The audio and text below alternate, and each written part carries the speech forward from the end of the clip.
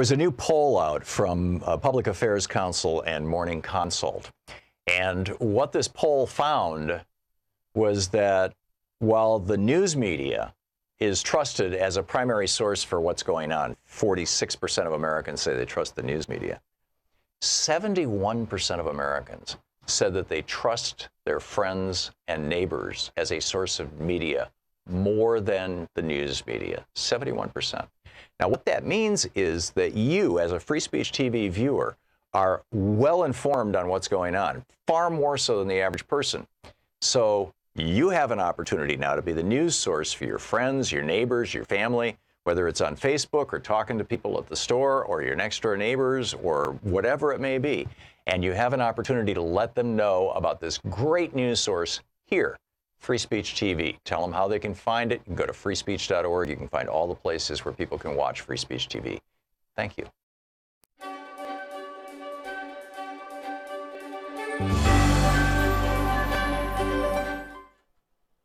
It's the Thom Hartmann University Book Club. Today we're reading from Seize the Time, the story of the Black Panther Party and Huey P. Newton by Bobby Seale.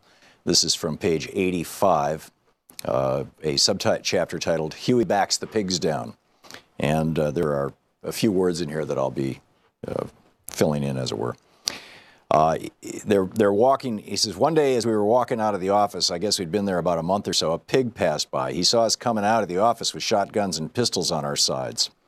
About 6 or 7 of us came out of the office there in the daytime, and we looked at the pig as he passed by, and he jumped on his radio because he saw us coming out of the office with these pieces and stuff. We had just finished field stripping weapons, learning about 00 buckshot, learning about the 9mm and the .45, and having a political education session. We had a .45 and a .357 Magnum in the group and a couple of M1s. We had 3 or 4 shotguns by then. We bought up guns like a son of a bitch then. The pig went down 2 blocks and turned around, came back up the other side of the street. They were building rapid transit, BART, right down from Grove Street there, and we went up the other side of the boulevard and came back. We readily assessed that the pigs were ready to see what the F was happening, that this pig had radioed in, and he was running it down, how he had, quote, seen some N-words come out of a place here with some guns and blop, blop, de bloop, etc., come out of this office with guns and stuff. He was radioing into other pigs to help get him. Huey had his father's car that day, and he goes through that whole thing. So anyhow, the police pull him over, and Huey got in the car, and a pig came up to the window. You have any driver's license? So Huey rolled the window down. That wasn't more than a 3 or 4 inch crack in the window. Huey handed his license out the window. Is this your true name, the pig said? And Huey said, yes, that's my true name, Huey P. Newton. Is this your true address, 841 47th Street? And Huey said, yep, that's my true address, 841 47th Street. And what are you doing with the guns? And Huey said, what are you doing with your gun? This particular pig decided he wasn't going to argue, so he went back and got his little writing pad there where they fill out S-word. Your true name is Huey P. Newton? Huey said, that's right. The pig wrote it down. Your true address is 841 47th Street? Huey said, that's right. The pig then looked at his license. What's your phone number? And Huey said, 5, and stopped and wouldn't say anything else. And the pig said, 5 what? And this is when all the S-word between the pig and the party and the pigs began. Huey said, the Fifth Amendment. You ever heard of it? Don't you know about the constitutional right of a person not to testify against himself? 5, I don't have to give you anything but my identification, name, and address, so therefore I don't even want to talk to you. You can leave my car and leave me alone. I don't even want to hear you. What do you mean, the pig said. And Huey said, just what I said. The constitutional right of any man is that he doesn't have to testify against himself. And Huey had a big M1 sitting to his right with his hand on it. I had this 9mm sitting beside me, and Huey had this M1 at his side. Huey was driving. 4 other brothers were in the back seat. One of them was Bobby Hutton. They were being quiet because Huey told them to be quiet. And the pig is going crazy. He's by himself, and Huey's got all these black N-words in the car going for the MFer. Meanwhile, while the pig is trying to get bad, 3 cars drove up behind us and 1 in the front. Some more were in the driveway. Blop, blop, blop, de blue. Then another car came in front of us. A pig jumped out of the car, walked up to our car, and said through the crack in the window with a hoggish voice, trying to sound intimidating, what's going on here? And Huey said, the same basic procedures that are supposed to go on. Huey rolled the window down another 5 or 6 inches. The pigs were looking at the guns in the car. Can I see that pistol there? One of the pigs said. No, you can't see it, Huey told him. I was beginning to get skeptical about what was happening because he pointed to my 9mm pistol. Huey was on probation, and if they thought that this was Huey's pistol, I didn't know this law stuff the way Huey knew it, so I moved the pistol over beside me real close. It had been lying in the middle of the seat. I said, no, you can't see it. Huey said, no, you can't see the pistol, nor this, pointing to his rifle. And you don't want to look, and I don't want you to look at it. You don't have to look at it. Is that your pistol? He asked Huey. And I said, no, it's not his pistol, it's my pistol. I said that because I was thinking the man's going to jump on Huey because he already told me about the probation law. If he gets caught with a pistol, he's burned. But if he gets caught with a rifle, the man can't mess with him because his probation officer told him he can carry a rifle or shotgun, and he couldn't stop him. The pig said, can I see it or not? So Huey said to me, I'll talk. And then he said to the pig, no, you can't see the pistol. Get away from the car. We don't want you around the car, and that's all there is to it. Well, I can ask him if I can see his pistol or not, the pig says. So I says, well, you can't see my pistol. The MFers tried to get indignant. They were blabbing and oinking to each other about who in the hell we thought we were, and Constitution my ass, they're just turning it around. Then the pig said to Huey, who the hell do you think you are? Look, damn it, Huey said. He opened the car door. This is where Huey got mad. I mean, you have to imagine this N-word. He got mad because these dogs were going to carry on, and they were bracing up like they were bad. Huey didn't go for this at all. Huey got very mad. He opened up the door saying, who the hell do you think you are? In the first place, this man, pointing at the pig, came up here and asked me for my license like he was citing me for a ticket or observation of some kind. This police officer is supposed to be carrying out his duty, and here you come talking about our guns? Huey put his hand around his M1 rifle and continued, we have a constitutional right to carry the guns, and anyway, I don't want to hear it. The pigs backed up a couple of steps, and Huey was coming out of the car. Huey had his hand back in the car getting his M1, and you know, if you've ever seen Huey, he gets growly but articulate. He came out of the car with his M1. Huey knows this law so well that he wouldn't have had the one M1 loaded inside the car. So he came out of the car, he dropped a round into the chamber right away. Clack, clop. Who do you think you all are anyway? Huey said to the pigs. And the pigs were all on the sidewalk harassing all the brothers and sisters who gathered around. You move on down the street, said the pig. Huey started interrupting. You don't have to move down the street. Don't go anywhere. These pigs can't keep you from observing. You have a right to observe an officer carrying out his duty. And these pigs, they listen to all this S-word, and it goes on from there. It's a great story. Seize the Time by Bobby Seale.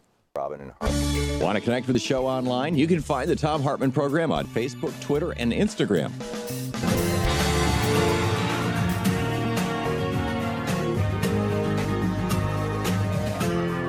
This is the Thom Hartmann Program. Greetings, my friends, patriots, lovers of democracy, truth, and justice, believers in peace, freedom, and the American way, as we all are, right? Oh, my. So much in the program today. How's that new Gilded Age treating you? We're going to talk about that. The Florida Panhandle, what's going on down there. Trump is flying down there after apparently playing golf over the weekend. How do we un-Trump the world? Anand Giridharadas. I'm going to have to practice that last name. I think it's Giridharadas. Anand Giridharadas is going to be with us about Silicon Valley, Saudi Arabia problem. He also has a new book out about how, basically the elite are, the Davos crowd are saying, oh, we're going to solve the problems of the world. And by and large, they're solving problems that they created, and they're not really solving them. It's just this whole thing. And about that'll be at the beginning of the second hour of the program. And Tom Perez is going to drop by at the bottom of the hour. And Nick Guthman with the Progressive Blue Future group is going to be with us in this hour. So, a lot coming up today. But let's start out, with the new Gilded Age. This whole idea that, that era from, the late 1870s through the crash of 1896, I think largely, was considered the Gilded Age. And then, when conservatives ran things of, by, and for business, and the fat cats who basically controlled Congress and everything else were people like Jay Gould, the railroad baron, John Rockefeller, the oil baron, Mr. Mellon, I'm forgetting his first name, who was the banking baron, and basically these guys, and who became Herbert Hoover's Treasury Secretary, as I recall, and these guys ran the world basically, or ran the United States. And then, of course, there was the progressive era right after the assassination of McKinley in 1901, when Teddy Roosevelt became president, and Taft after him, two relatively progressive Republicans. Teddy Roosevelt brought us the national parks and the inheritance tax, and all kinds of good stuff. But the hallmarks, the kind of signature hallmarks of the Gilded Age and the Roaring '20s, these two eras in our past, where corporations basically rose up and took over everything from, the average working person's life, through a whole variety of mechanisms, including Supreme Court decisions. This was the era, the Roaring '20s was the era of the Lochner Court, where they struck down child labor laws, they struck down unionization, the right to unionize, they struck down the rights of individual workers, basically to have any say at all in the workplace. And today, right, we've got these three eras that were all governed by conservatives. Now, in the Gilded Age, the conservatives called themselves Democrats because the Republicans were the anti-slavery party, although they kind of got into the same bed there for a while. And in fact, Grover Cleveland was the only Democrat who was elected president during that entire period from the end of the Civil War until after Taft, with Woodrow Wilson. And Cleveland was elected president as a Democrat twice with a Republican in between, which is very interesting. But, and Cleveland gave lip service to it. You've heard me quote on this program in the past numerous times from his, I believe it's 1887 State of the Union address, where he talked about, corporations and the wealthy have risen in power to the point where the iron heel of corporations is upon the neck of the average working citizen. So, and you can, Google that or look it up. It's in a bunch of op-eds that I've written, too. You can easily find it by searching on my name and, Grover Cleveland. But here we are again, right? I mean, the signature, the hallmark characteristic of these three eras, the one we're currently in, the Gilded Age, the late 1800s, and the Roaring '20s from 1920 to 1929. Probably the two singular hallmarks of those eras are, number one, the very rich, and I'm talking the top 1% to the top 1/100th of 1%, got insanely rich, while working people either got flat, either their wages were flat or they actually declined. That happened in all three of these eras. But the other piece of it, which is why everybody got rich outside of just tax policy, is mergers and acquisitions. Trusts is what they were referred to back in the 19th century and the early 20th century. And that's why Teddy Roosevelt was so successful, so effective from 1901 till, 1908 when he was president, by being the trust buster, in quotes. I mean, he broke up these big corporations, most famously Standard Oil of Ohio, or Standard Oil of New Jersey, actually it was by that point in time. It started out in Ohio, and they threw Rockefeller out in the 1890s, and then you had this charter mongering era where all the states on the East Coast were competing to reduce the standards of a corporation had to meet in order to charter itself in their state, including the antitrust standards. And New Jersey ended up with Rockefeller's business. Delaware ended up the most successful. But anyhow, that led to this explosion of mergers and these trusts.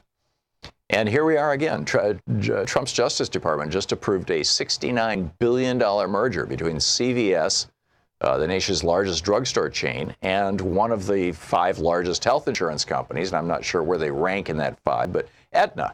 And I'm pretty sure Aetna's where, I'm not certain of that, so I'm not going to go down that road. But anyway, this is the largest health insurance deal in history.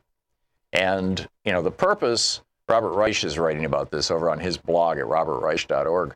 He says the real purpose is to give Aetna and CVS more bargaining power over their consumers and employees, right? I mean, if this new giant company is the biggest drugstore chain in town and the biggest insurance company in town, and they're setting wage floors or ceilings, actually. This is sort of like, the old Gilded Age in England, in the United Kingdom, that Dickens wrote about, when there were literally, and this was, from the 1700s through the end of the 1800s, end of the 19th century, there were literally laws that were called maximum wage laws. Employers couldn't pay their employees over a certain amount because they did not want a middle class to emerge. Because as Russell Kirk talked about in his famous book, The Conservative Mind, in 1951, the book that kicked off the modern conservative movement, if you have a middle class, it is disruptive. A middle class means that, people will have political power. They will not be afraid for their lives and their jobs. And middle classes are bad things in the conservatives' worldview. So this is what's going on right now. It's suppressing wages. It's suppressing competition. It's making it impossible to compete.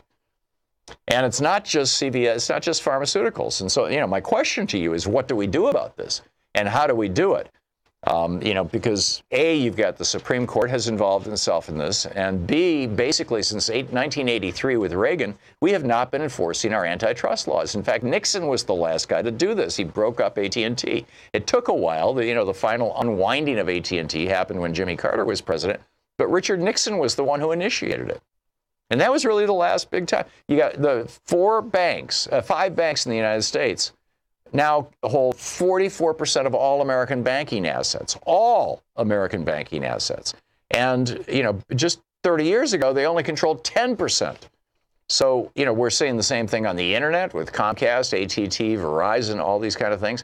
As Robert Reich notes, ever wonder why your airline tickets are so high? Well, it's because even though the price of jet fuel was really low there for a couple of years, it's coming back up again now that oil's up to $75 a barrel. But oil was around $45 a barrel for a long time. Jet fuel got really, really cheap. And did you see a decrease in your ticket price? No. What you saw was massive, profit things from the airlines, right? Because they don't have to compete with each other. They basically, with the hub and spoke system, they've got you nailed down.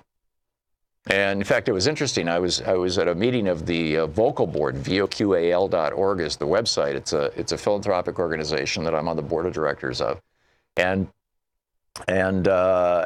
talking to people about everybody was going home Sunday afternoon, right? And I flew nonstop back to Portland.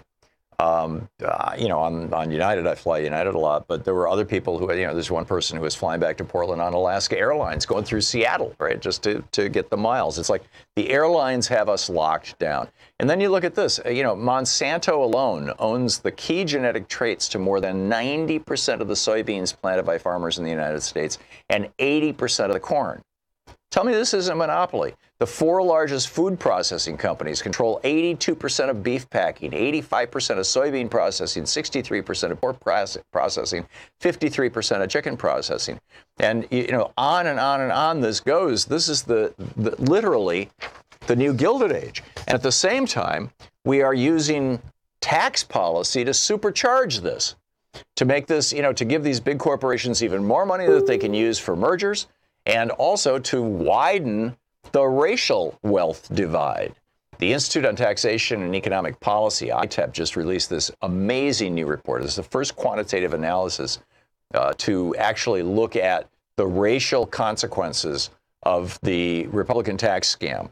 And what they point out is that because about 80% of all the benefits went to the top 1%, the top 1% are 3 times more likely to be people of color, white people, than is the general population.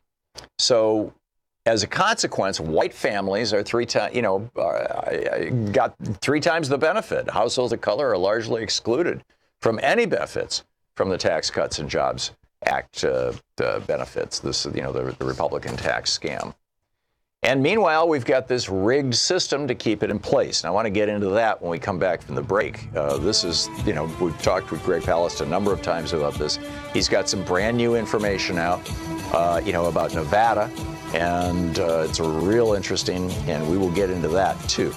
So, your thoughts on the new Gilded Age? How do we get out of this? Historically, by the way, just, as a point of reference, the way that we've gotten out of these Gilded Ages in the past is through massive crashes. The Great Crash of 1896, the Great Crash of 1929. This is the Thom Hartmann Program. Is it going to be the Great Crash of 2018 or 2019 or 2020? Who knows? I mean, Trump is trying to hold it off as long as he can, but it's coming to a town near you.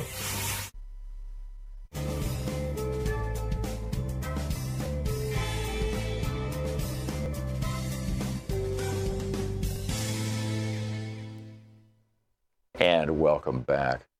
Linda in Auburn, Washington. Hey, Linda, what's on your mind today? Hi. You were talking about... I can barely hear you, Linda. I don't know if Sean needs to turn you up or you need to turn you up, but I can barely hear you. What's up?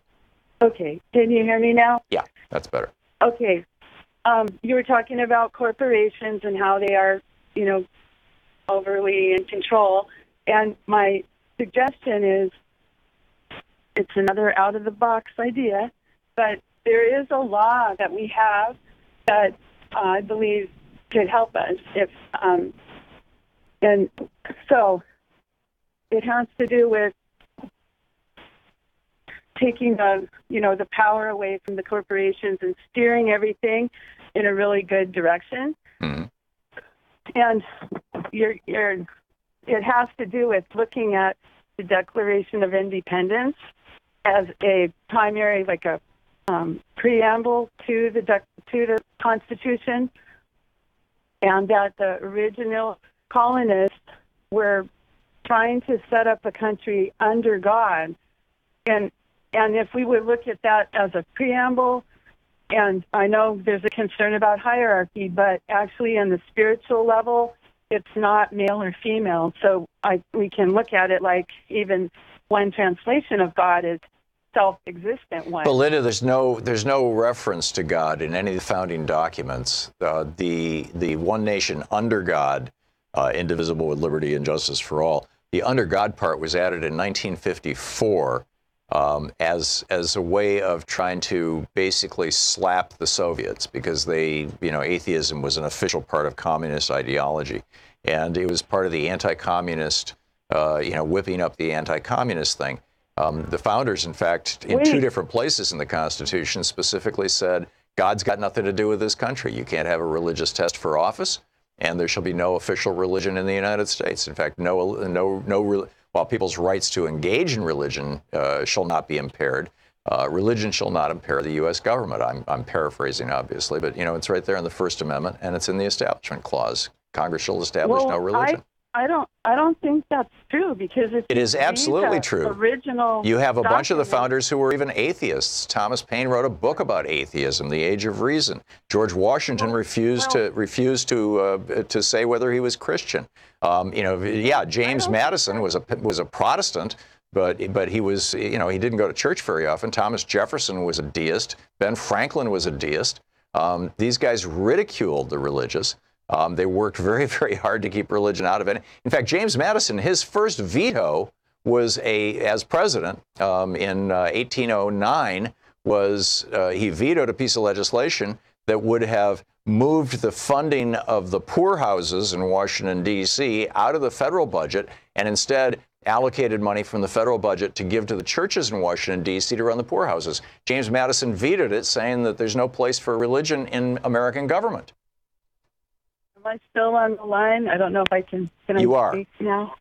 Okay. Well, I have a copy of the Declaration of Independence, and it does say, under God. So. Yeah, but the Declaration of Independence is not a legal document. Well, I'm trying to, if I could speak a little longer, I'm trying to help us not have corporations run things. And, but if you're trying to do that using God, Linda, it's not going to work. Linda, I'm sorry, we're out of time. Interesting theory, but anyway, we'll be back.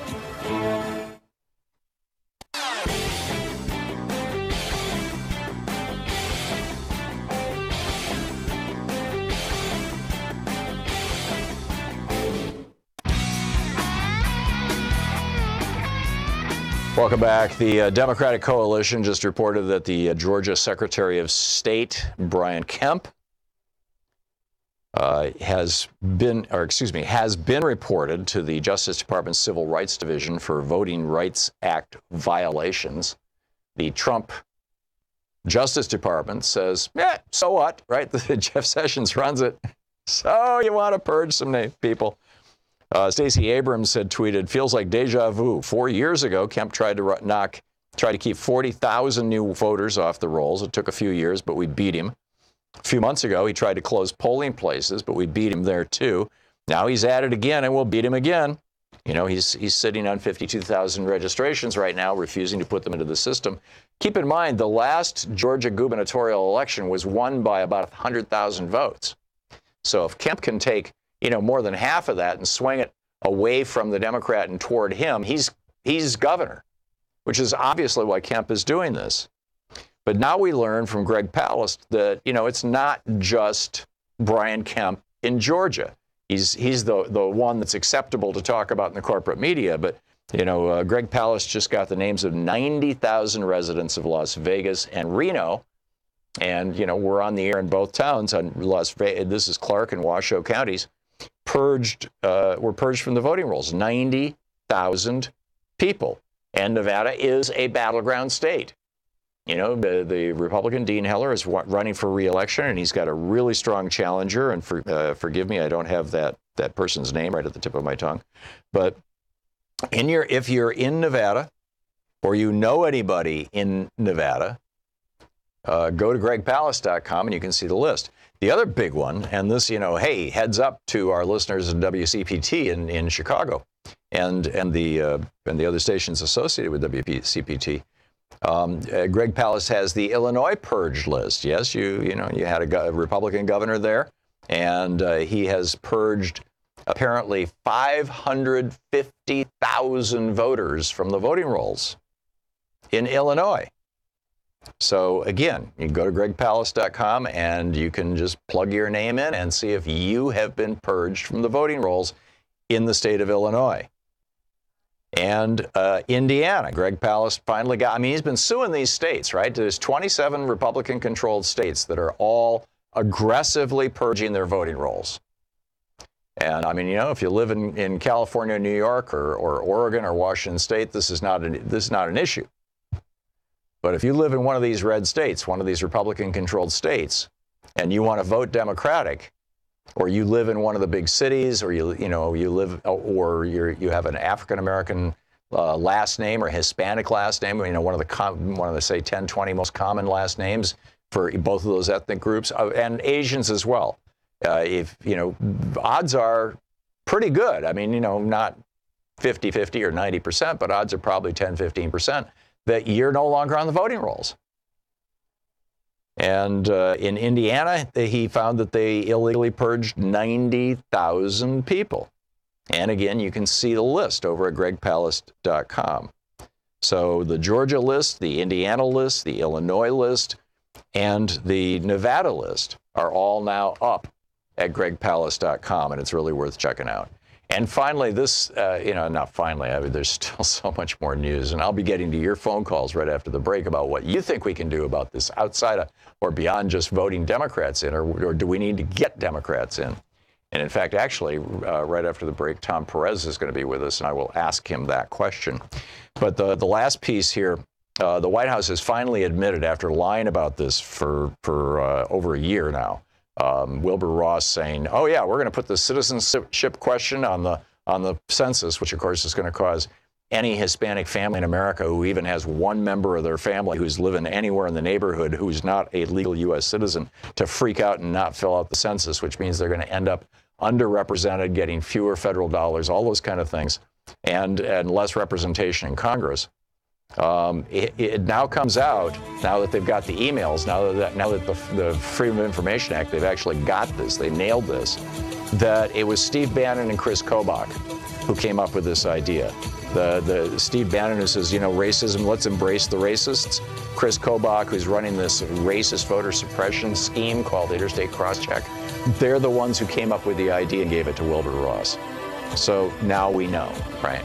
We'll be back with your calls after this. You're listening to the Thom Hartmann Program. Call 202-808-9925. It is coming up in about a half a minute, 28 minutes past the hour. We'll be right back.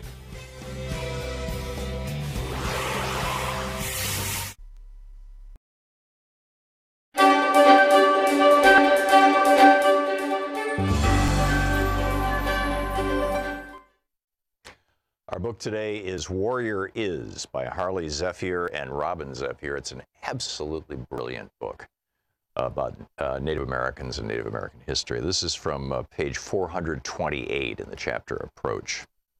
Sitting Bull was one of the most recognizable and yet disliked Lakota leaders according to the U.S. military and the white society as a whole. This was the case thanks to the heavily promoted misinformation about and fear of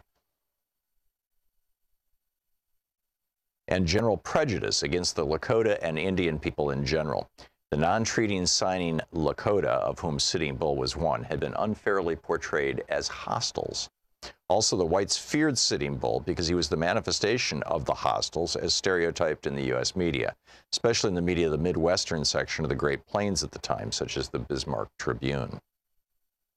The dislike of Sitting Bull and his Lakota followers, and of all bands of Lakota, was perpetuated by the U.S. military's portrayal of the Hunkpapa Lakota leader as well. Sitting Bull, ever since the early 1850s, the beginning of the encroachment, of the whites onto the Lakota's Aboriginal homelands, was a vocal and easily recognized proponent of preserving the Lakota's traditional way of life, the free, sovereign, nomadic lifestyle that the Lakota were meant to live. The Hunkpapa leader was a gifted leader with a spiritual aura about him that allowed him to communicate with all beings through the natural energy of the spirit world. Sitting Bull was very outspoken, was often quoted when speaking about how he viewed the natural world and the clash of cultures. Here are some of his famous quotations. "What white man can ever say I stole his land or a penny of his money, yet they say I'm a thief? If we must die, we die defending our rights. What treaty that the whites have kept has the red man broken? Not one. Strangely enough, they have a mind to till the soil, and the love of possessions is a disease in them. The earth has received the embrace of the sun, and we shall see the results of that love. Each man is good in his sight. It is not necessary for eagles to be crows. Let us put our minds together and see what life we can make for our children. It is through this mysterious power that we too have our being, and we therefore yield to our neighbors, even to our animal neighbors, the same rights as we ourselves have to inhabit this vast land." End of quotes. Because of his prominent position among his own people and among the Lakota in general, Sitting Bull was a force. When he chose to align with the young Ninkoju warrior by the name of Spirit Horse, the two men made a formidable pair. Sitting Bull with his spiritual and charismatic leadership abilities, and Spirit Horse with his finely honed experience in military tactics, protocol, planning, and strategy, a great source of battle knowledge and unlimited courage and fearlessness. Sitting Bull, however, would continue his efforts to seek peace and diplomacy with the United States and its military leaders, especially Custer, Grant, Sheridan, Terry, and Crook. The U.S. military, and especially the Dakota Territory military leadership, all at once feared and admired and disdained the two Lakota leaders. The United States feared them for their notorious nature, their popularity among the Lakota people, and their innate ability to continue to frustrate the general policies of the U.S. government. The United States and its officials were trying to tame and soothe the Indians to lure them into signing away all their land holdings and rights by agreeing to the so-called treaties. Many other Lakota headmen agreed to sign these treaties. Many Lakota believed that to be something that would lead to the future detriment of the Lakota. Terry, Sheridan, Grant, Sherman, and Custer all had personal feelings about the Lakota and about men like Sitting Bull. In the 1860s, through the time period of the lead up to the Powder River Campaign of 1876, the U.S. military became committed to removing, eliminating, annihilating, and destroying all of the Lakota, but especially Sitting Bull. Sheridan would be heard saying to Terry, "The only good Indian I ever saw were dead," for stating that the U.S. will break him, Sitting Bull, and his people, using the metaphor of a controlling owner breaking his horse, taming it so it could be ridden, or indicating how the controlling master breaks a slave, not to rebel or resist, leading the slave to merely submit and give in to the master's will. A big part of the reason why the U.S. military's hatred toward Sitting Bull and the Lakota intensified was the issue of the gold in the Hisapa. The desire to obtain that gold rose to prominence in the minds of the greedy government officials and private business ventures. The financial and mining interests were foaming at the mouth, wanting to get their hands on the Black Hills.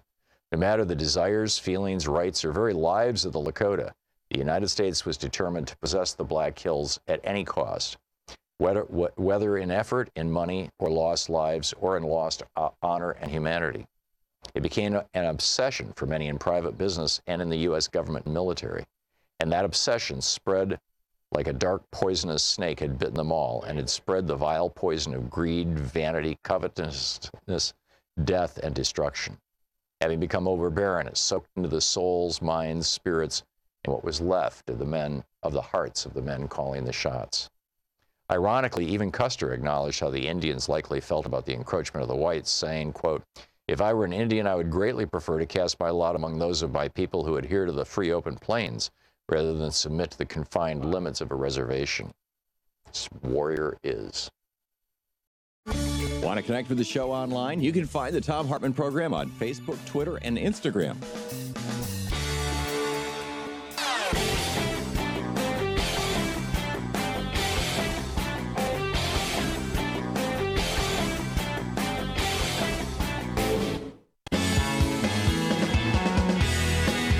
Welcome back. Thom Hartmann here with you, and Tom Perez is on the line with us. He is the chair of the Democratic National Committee, the DNC. He's the former U.S. Secretary of Labor, among other things. Democrats.org is the website. You can tweet him at Thom Perez, P-E-R-E-Z.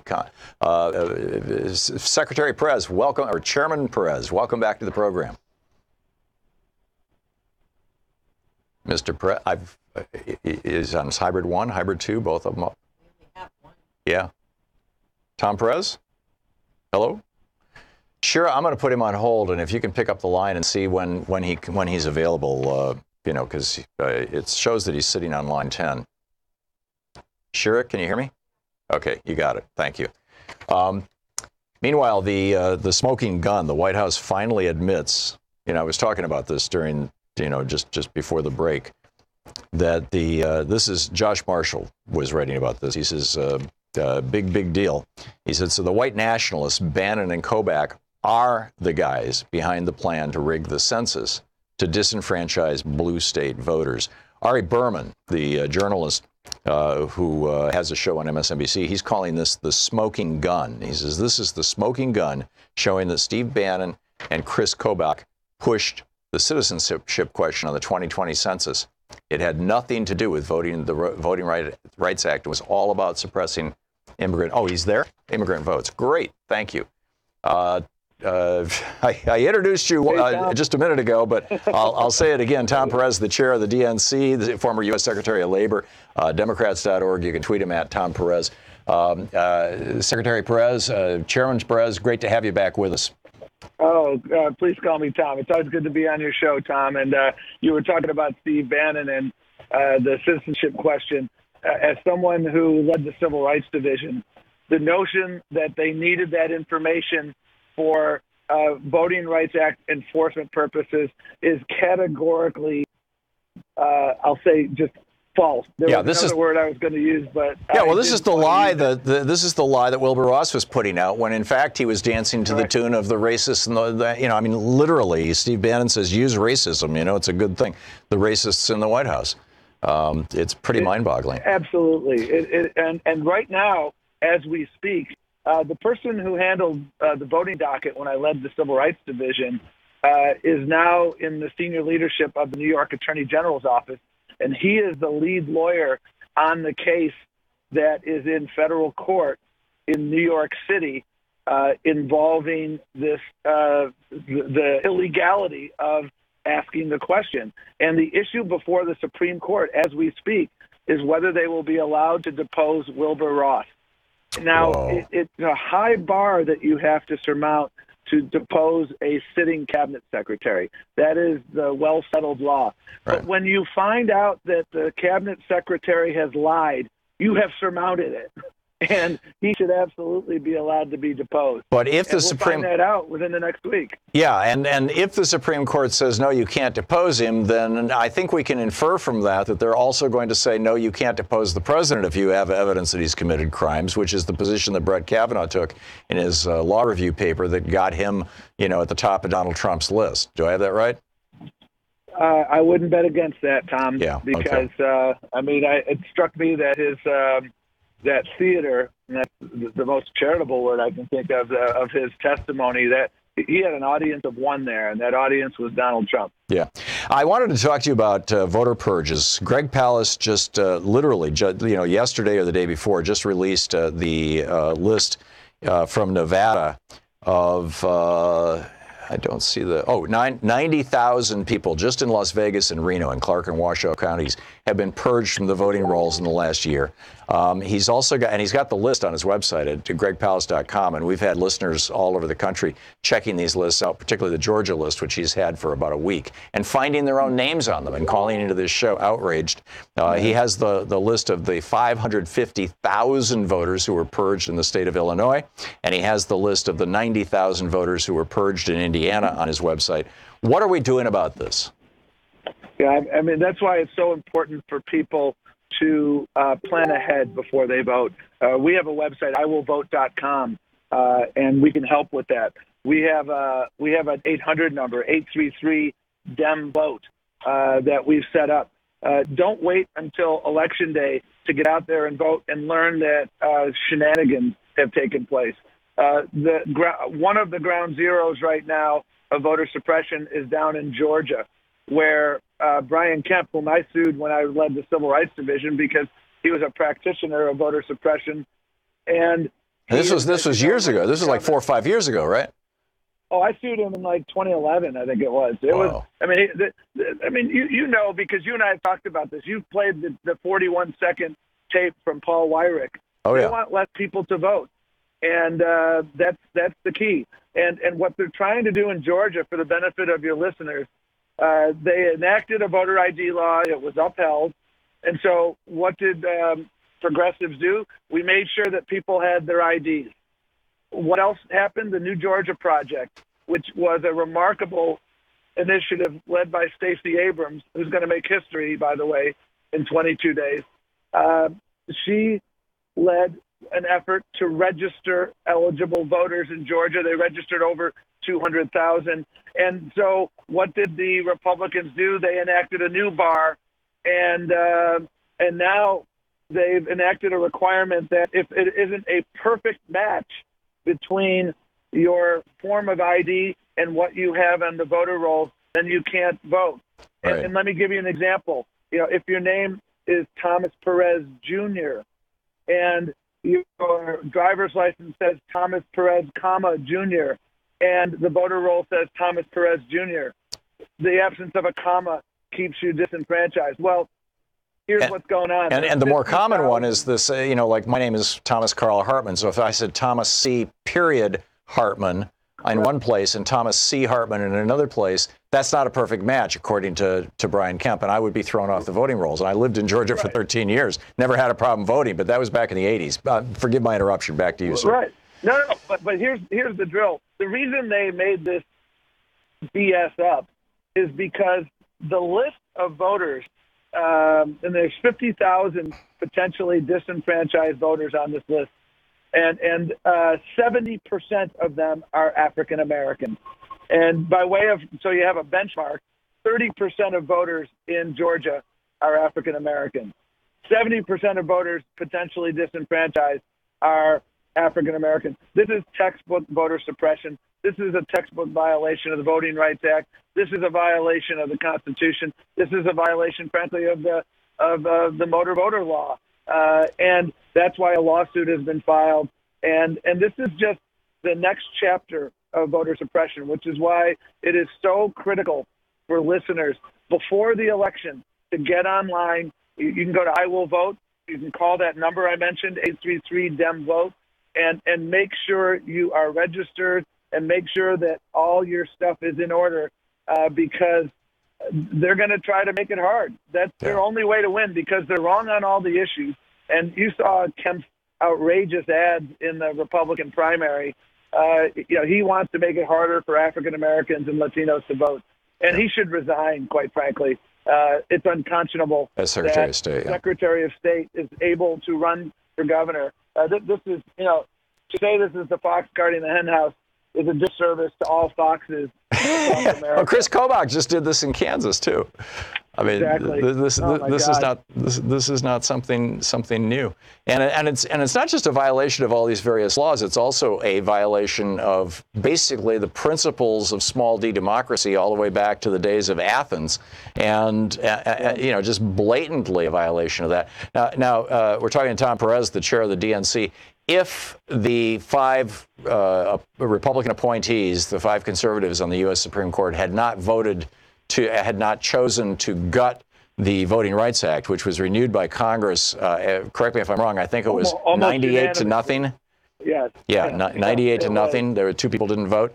And so obviously the will of Congress was there. In fact, they addressed that. They said, oh, well, people in Congress were afraid to vote against it because they didn't want to be called racists. But we don't care if we're called racist because we don't get reelected. So we're just going to strike this sucker down, or at least a good chunk of it.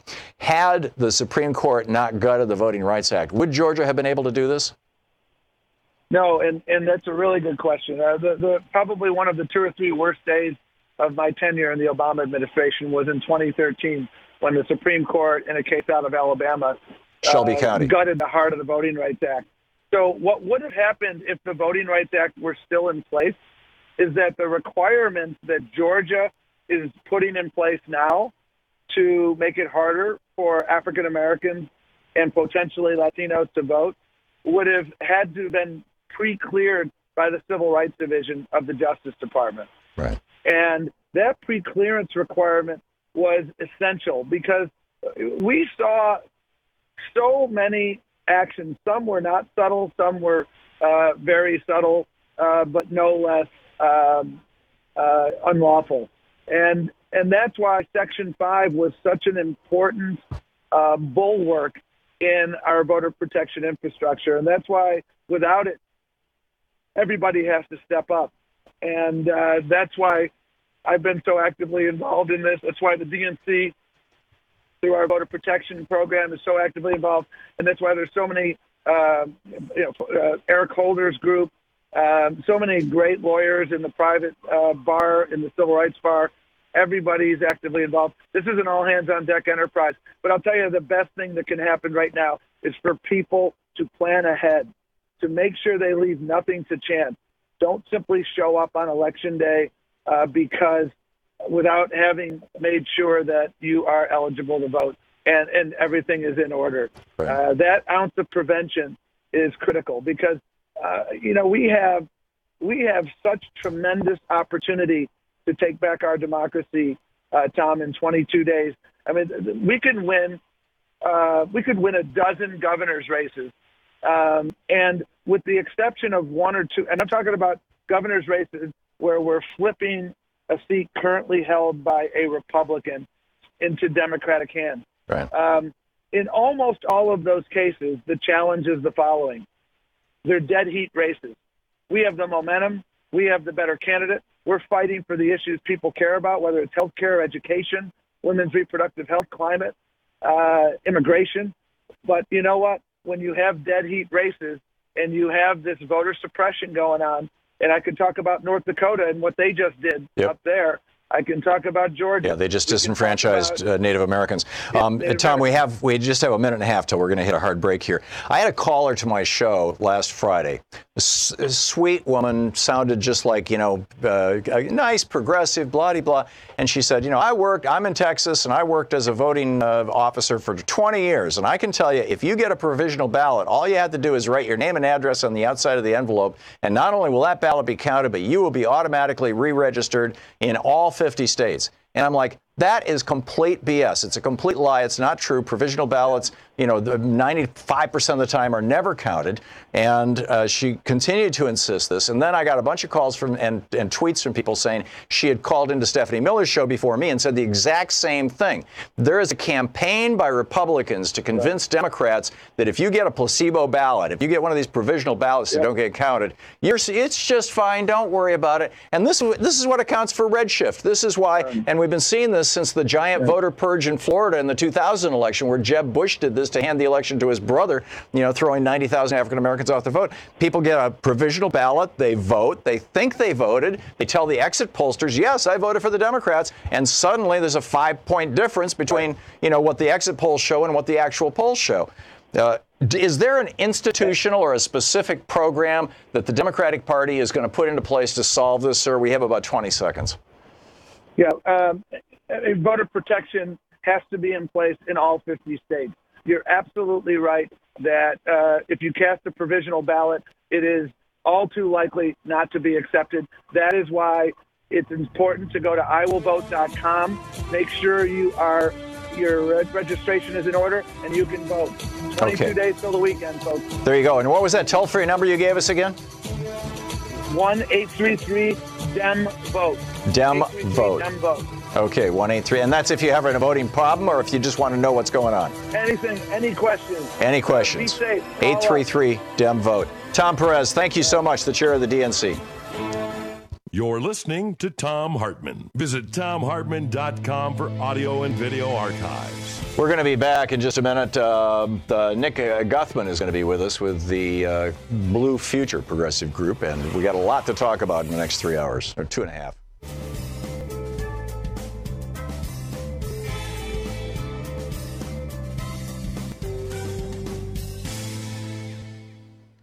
And welcome back. Jim in Littleton, Colorado. Hey, Jim, what's on your mind today? Yeah, the thing about the airlines. What it is the government or the military rents a lot of those planes or, gives them money to hold them for them for military purposes, when we have a war and we got to move troops. And if the government didn't give the airlines all this money, right, to reserve these planes, well, we'd have to pay for the upkeep and maintenance of our own airline fleet, which would be a lot of money, too much money. But your ticket would be twice as much if it wasn't for the fact that the government gives the airlines money all the time to keep these planes, basically. Yeah, I don't believe it, Jim. Can you give me an authoritative source on that? I've heard it a couple of times on television, and... Yeah, I'm very skeptical of this. We move troops around all the time. Sometimes the troops themselves have to pay. Sometimes, yeah. Well, I fly around. Yeah, Jim, if you can get a link, if you can get an actual link, put it on, tweet it to me. I read my Twitter feed. Tweet it to me, and I'd be glad to go off on it on the air, all about it. But that's just not strong enough to say this is true. Pat in Hawthorne, California, listening on KPFK. Hey, Pat, what's up? Tom, you were talking about Aetna Insurance in the beginning? Yeah. Okay. My husband was a government employee in the early 80s, and we got Aetna Insurance. Mm-hmm. They left the state of California. We had to get another insurance company. They said they were losing money and they could no longer afford to stay in California and have insurance. Later on, they came back into the state and had a senior plan. Mm. Oh, you're talking the Medicare, what's it called, Medicare Advantage? Yeah. Yeah.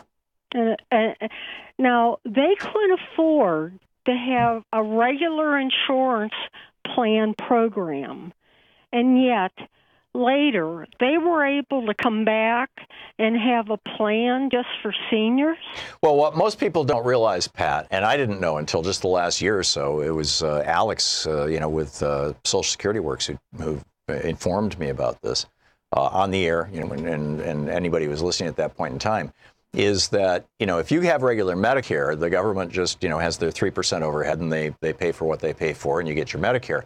If you go to a Medicare Advantage plan, it goes through a private insurance company. They basically give you the same benefits as regular Medicare, but the Department of Medicare Services, which paid for by you and me with our taxes, actually pays them about 20% more in addition to the benefits that they're giving to us, so that they can cover their profits and their overhead. And this is something that was drilled into Lyndon Johnson's Medicare law in the 80s, and I believe it was in the 80s during the Reagan era, by the Republican Party to open space for these. So Medicare Advantage is massively subsidized by you and me to give massive profits, particularly to United Healthcare. They're the biggest provider because they got the deal with the AARP.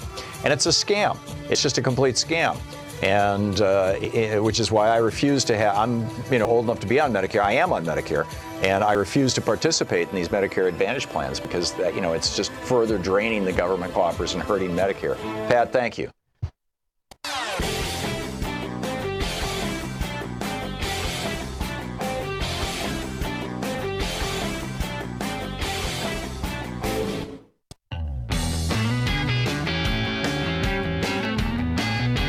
you. Nick Guthman is on the line with us. He's a progressive organizer and co-founder of Blue Future. You can tweet him at Nick Guthman, Guthman, or at Blue Future Now. The website, ourbluefuture.us. Nick, welcome to the program. Thanks so much for having me, Tom. It's a pleasure to be on with you, and hello to all the audience. There you go. Thank you. Tell us about your group and how you are working to get young progressives active into the polls. We're seeing just frighteningly low voter participation numbers among people under 35 broadly and under 25 in particular. In some places, 15% of the level of participation that you see among older generations. Some people think this is because, when during the Reagan administration, the guidelines for public school curriculum were altered by Bill Bennett, Reagan's Secretary of Education. Bill Bennett, 360, Sean. Bill Bennett, who famously had this to say back in the day. If I push the button there, it helps. No, maybe not. I guess it's not. It's not going to. Oh, here. But I do know that it's true that if you wanted to reduce crime, you could, if that were your sole purpose, you could abort every black baby in this country and your crime rate would go down. That would be an impossible, ridiculous, and morally reprehensible thing to do. But your crime rate would go down. I mean, this kind of idiot, another word comes to mind, but I can't say it on the radio. He's the guy who did away with civics as one of the standards. And so, since the 80s, many of our public schools just simply no longer teach civics. Is that why? I mean, what's going on here, and what are you doing to do something about it? Yeah, it's a good question, and it is, rooted in a long ploy on the other side to limit participation of the people of this country. So what we're doing with Blue Future, we're really excited about, is we've been raising money all year and made grants to about 27 students all over the country in some of the most competitive congressional districts. And we made a grant out to them to organize and mobilize their campus for the upcoming election. And so they're focused on two main things as part of our program. The first and most importantly, as you're mentioning, voter registration. And I'm really excited to report just this morning we got report back from all of our organizers across the country. And over the last month, we registered over 5,000 voters. And that, is just a small part of an overall narrative and picture that's been painted that this year in particular, more young people are voting. We need to get those numbers up and we need to do more. But we're excited to be a part of that. That's the second great. big thing that folks are focused on is recruiting people to volunteer for the campaigns. Because as you said, they're not getting this education about the importance of their vote, about the importance of community organizing, about the importance of getting out and talking to voters about what's important to them. They're not getting that sort of civics lesson in school. And so we're actually connecting them with some of the most progressive campaigns, some of the most competitive campaigns, and putting our students on the ground, giving them the resources and training they need to get out the vote, get out the word about these candidates who are running on a progressive agenda that will really restore some sanity to our politics, as our former president said. That's great. And people can find out more information about this at ourbluefuture.us. Do I have that right? Yep, that's correct. And certainly follow us on Facebook and Twitter and Instagram as well, where most of the young folks are these days. Yeah. It's pretty remarkable, everything that's going on, and we have to get these numbers up. If young people would vote at the same percentage as boomers all across the country, I don't think there'd be a Republican left in office. I really don't. Yep. We totally agree. Yeah. We came out with a research report earlier this year highlighting about 13 different democracy reforms that we hope our candidates will spearhead when they get into the Congress. Great. Nick, we're hitting the end of the hour here, but we'll get you back on to talk about that later on. Thank you, Nick. You're listening to Thom Hartmann.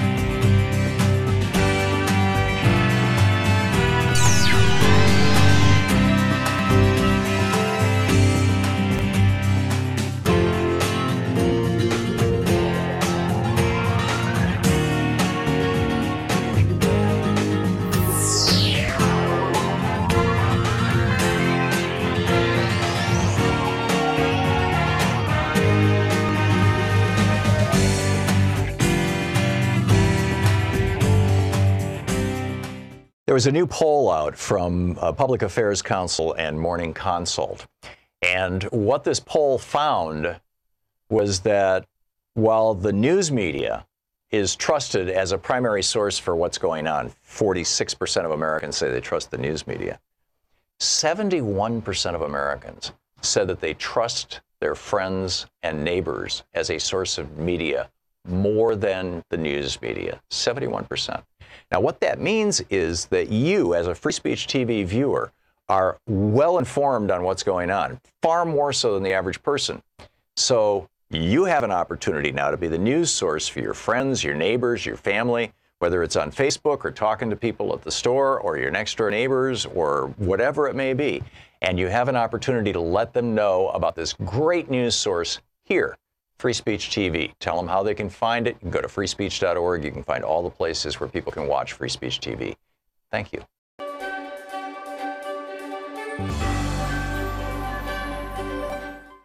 It's the Thom Hartmann University Book Club. Today we're reading from The Undercommons, Fugitive Planning and Black Study by Stefano Harney and Fred Moten. This is from the introduction. It starts with love, exchange, fellowship. It ends as it begins, in motion, in between various modes of being and belonging, and on the way to new economies of giving, taking, being with and for. And it ends with a ride in a Buick Skylark on a way to another place altogether. Surprising, perhaps, after we have engaged dispossession, debt, dislocation, and violence, but not surprising when you have understood that the projects of fugitive planning and black study are mostly about reaching out to find connection. They are about making common cause with the brokenness of being, a brokenness, I would venture to say, that is also blackness, that remains blackness, and will, despite all, remain broken, because this book is not a prescription for repair. If we do not seek to fix what has been broken, then what? How do we resolve to live with brokenness, with being broke, which is also what Moten and Harney called debt? Well, given that debt is sometimes a history of giving, at other times a history of taking, at all times a history of capitalism, and given that debt also signifies a promise of ownership but never delivers on that promise, we have to understand that debt is something that cannot be paid off. Debt, as Harney puts it, presumes a kind of individualized realization to a naturalized economy that is predicated upon exploitation. Can we have, he asks, another sense of what is owed that does not presume a nexus of activities like recognition and acknowledgement, payment and gratitude? Can debt become a principle of elaboration? Moten links economic debt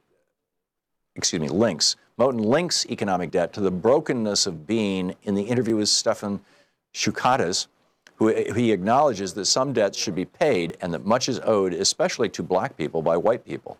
And yet he says, I also know that it is, that what it is that is supposed to be repaired is irreparable. It can't be repaired.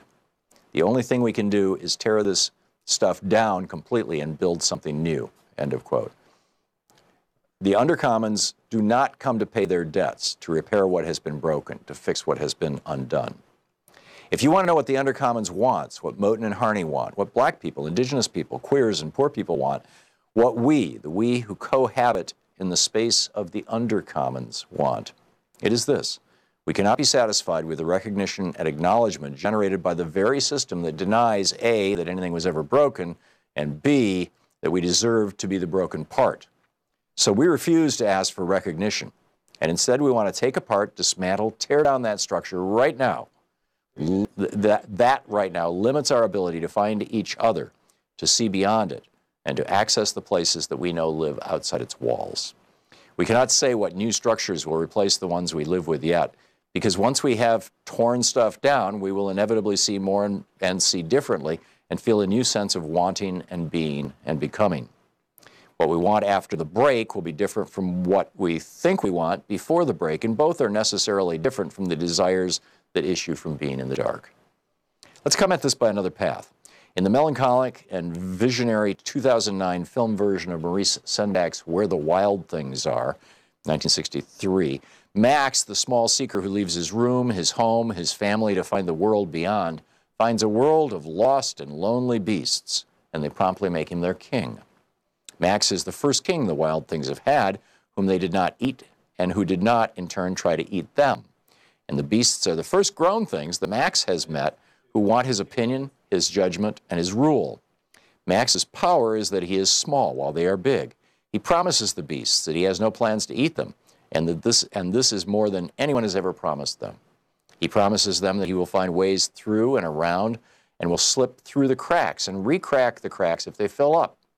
He promises to keep sadness at bay and to make the world with the wild creatures that roared their terrible roars and gnashed their terrible teeth and rolled their terrible eyes and showed their terrible claws. That Max fails to make the wild things happy or to save them or to make the world with them is less important than the fact that he found them and he recognized in them the end of something and potentially the path to an alternative in his world, or an alternative to his world, excuse me. The wild things were not the utopian creatures of fairy tales. They were the rejected and lost subjects of the world Max had left behind. And because he shuttles between the edible land where his mother rules and the ruined world of the wild, he knows the parameters of the real. He sees what is included and what is left out. And he is now able to set sail for another place, a place that is neither the home he left nor the home to which he wants to return. Moten and Harney want to gesture to another place, a wild place that is not simply the leftover space that limbs real and regulated zones of polite society.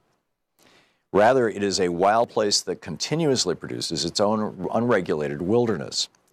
The zone we enter through Moten and Harney is ongoing and exists in the present, and as Harney puts it, some kind of demand is already being enacted, fulfilled in the call itself.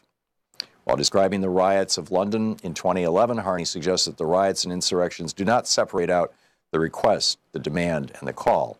Rather, they enact the one in the other. The book is The Undercommons, Fugitive Planning and Black Study. Want to connect with the show online? You can find the Thom Hartmann Program on Facebook, Twitter, and Instagram.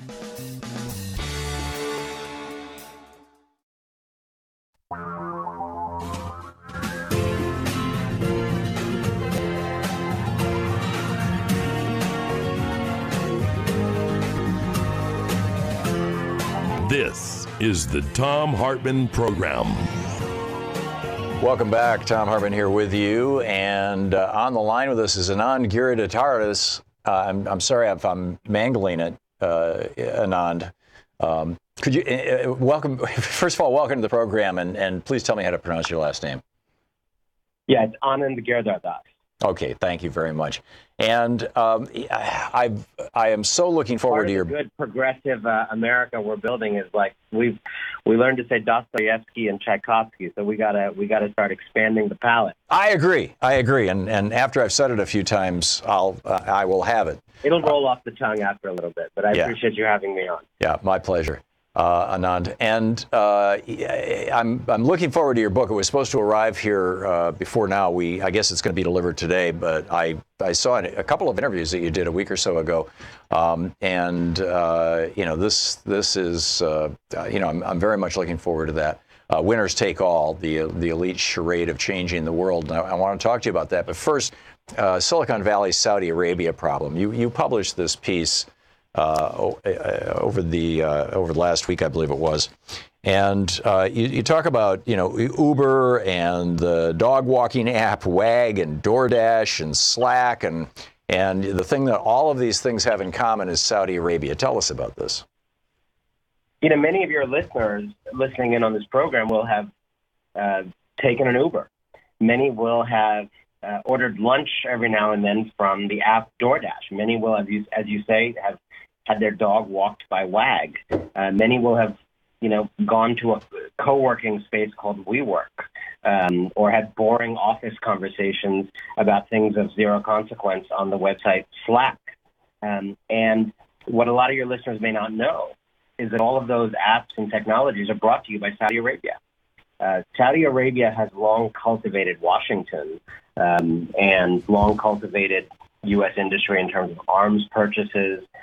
Prince Alawid a long time ago had a big stake in Citigroup, and in Fox News. Yeah, right. But a relatively new front has been opened in which the Saudis, under this new Crown Prince Mohammed bin Salman, MBS, have made a strong push into Silicon Valley, acting through a kind of open secret of a front, which is a big Japanese fund called SoftBank, which had a thing called a Vision Fund, $100 billion fund that has been throwing cash around Silicon Valley and the tech industry globally. And $45 billion of that Vision Fund was actually Saudi money, as we said in this piece in the Times that actually runs today on the op-ed page. And now there's a second Vision Fund coming out, another $100 billion, $45 billion, again, from Saudi Arabia. And so you have this fascinating situation where a regime that has been aptly described as an ISIS that made it, in other words, a kind of ISIS worldview that turned itself into a nation state and whose legitimacy comes not from any kind of moral leadership, but from the fact that it managed to commandeer a country. Basically now infiltrating the apps that many millions of Americans use as part of their daily conveniences. And I think we all need to think about, the Jamal Khashoggi case certainly is not the first time we should have thought about the abuses of Saudi Arabia, but sometimes stories grip the world, like that Syrian boy on a beach in Europe some years ago. And this story is an opportunity for us to think afresh about what has frankly long been a toxic and abusive relationship with Saudi Arabia that we need to get the hell out of. Yeah, I'm guessing you saw this op-ed in the Washington Post over the weekend. Will you work for a murderer? Specifically about this issue. And it's really quite remarkable how a single person's story can turn the world, whereas you hear 10,000 civilians bombed in Yemen and it's like, oh, well, it's 10,000 people. But you see one person's picture and all of a sudden it gets real. Tell us about Winners Take All. Yeah, Winners Take All, your book. The piece that I was describing grows out of it, because Winners Take All is a book that I have been working on for the last 3 years, just out. And it is about how the very rich and powerful in the United States have been playing an extraordinary double game, a double game sort of captured in the Saudi Arabia cash story, but on a much grander scale. And the double game is the following, Tom. On one hand, and many of your listeners will recognize this, we live in an age in which rich people seem to be bending over backwards to do good, to give back, to make the world a better place. Which Silicon Valley baron is not in the middle of 3 or 4 major efforts to make the world a better place? Their company is building community. They're colonizing Mars to create a refuge in case we ruin the Earth. They're ending all the diseases through philanthropy. They're helping homelessness. They're in charge of fixing the schools of Newark, onward and onward.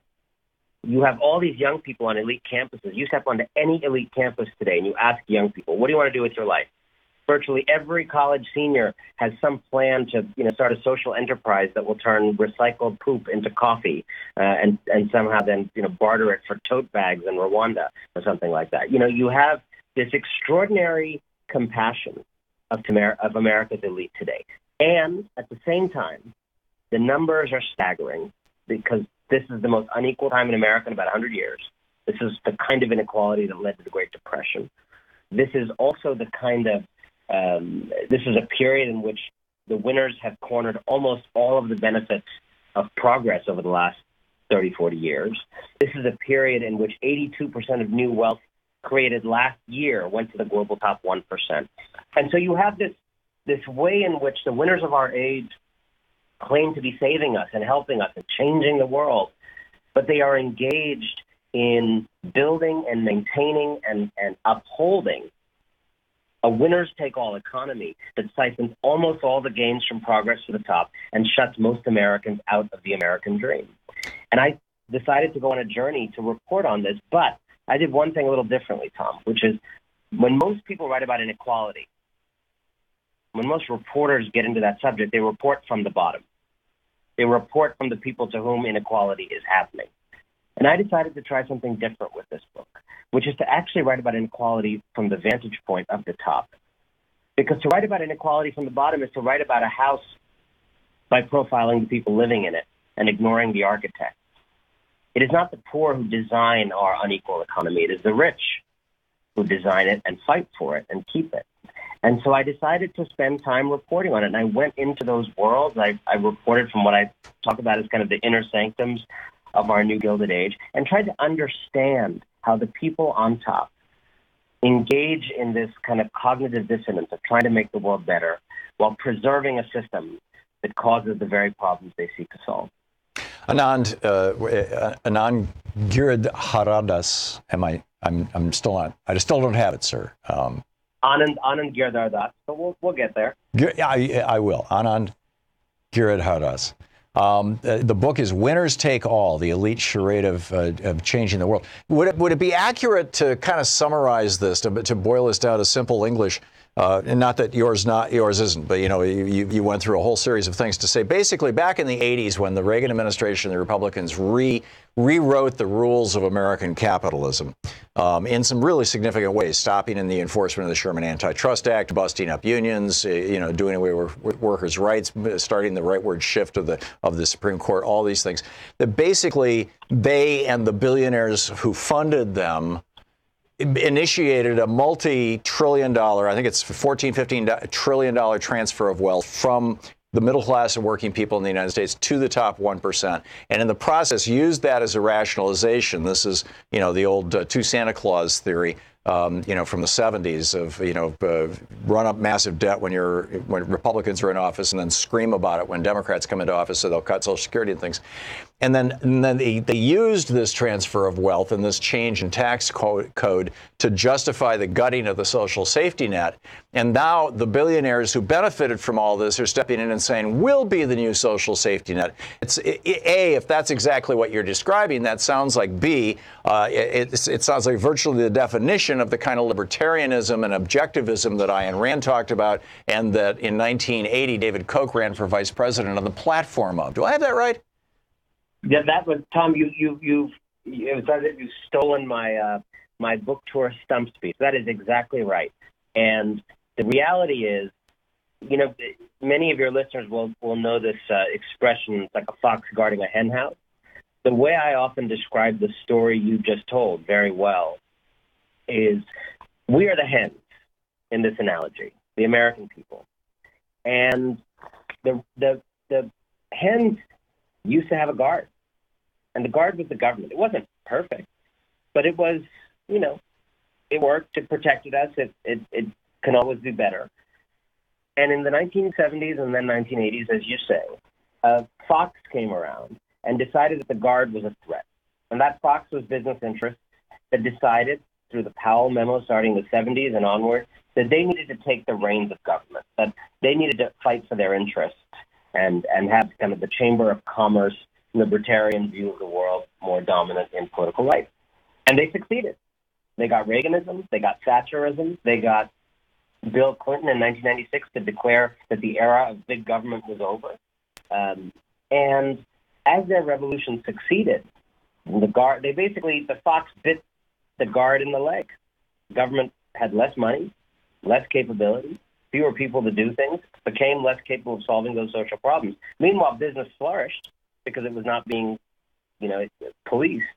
And then the hens are unguarded because the fox has bit the hen and the fox has bit the guard in the leg. And the fox comes around to the hens and says, what a shame you're unguarded. What a shame. This is so tragic. Allow me to step in and, be your guard.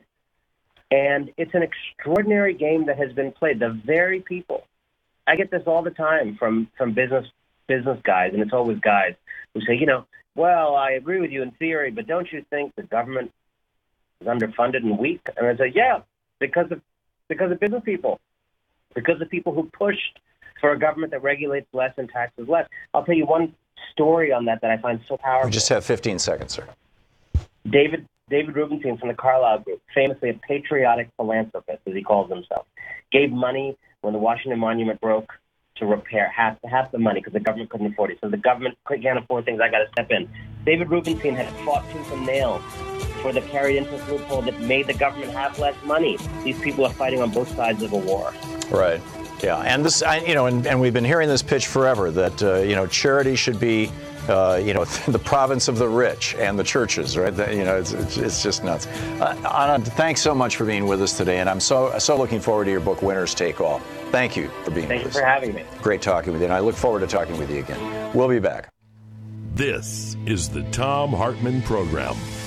Back with more of your calls and the news of the day right after this. Stick around.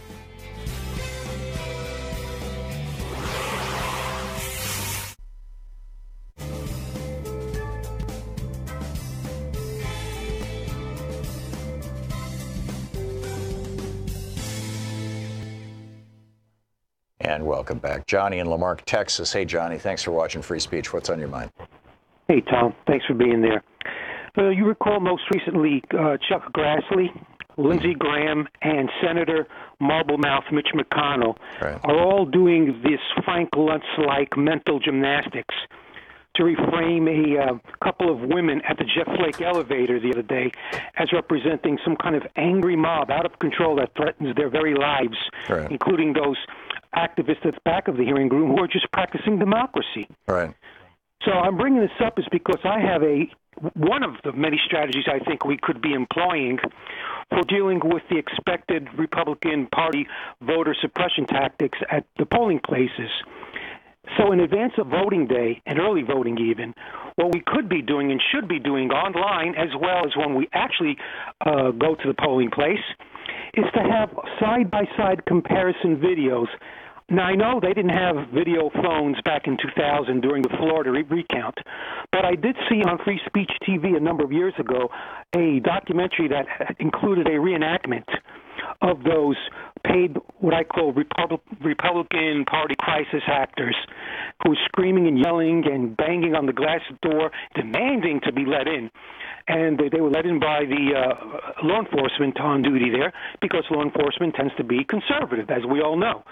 So what we should do is be playing that reenactment side by side with these women at the elevator crying to Jeff Flake, expressing their trauma and what kind of consequences he can have as a senator, and then use that as a way of shooting down Grassley, Graham, and McConnell's stupid idea about how the mob is represented in the Democratic Party.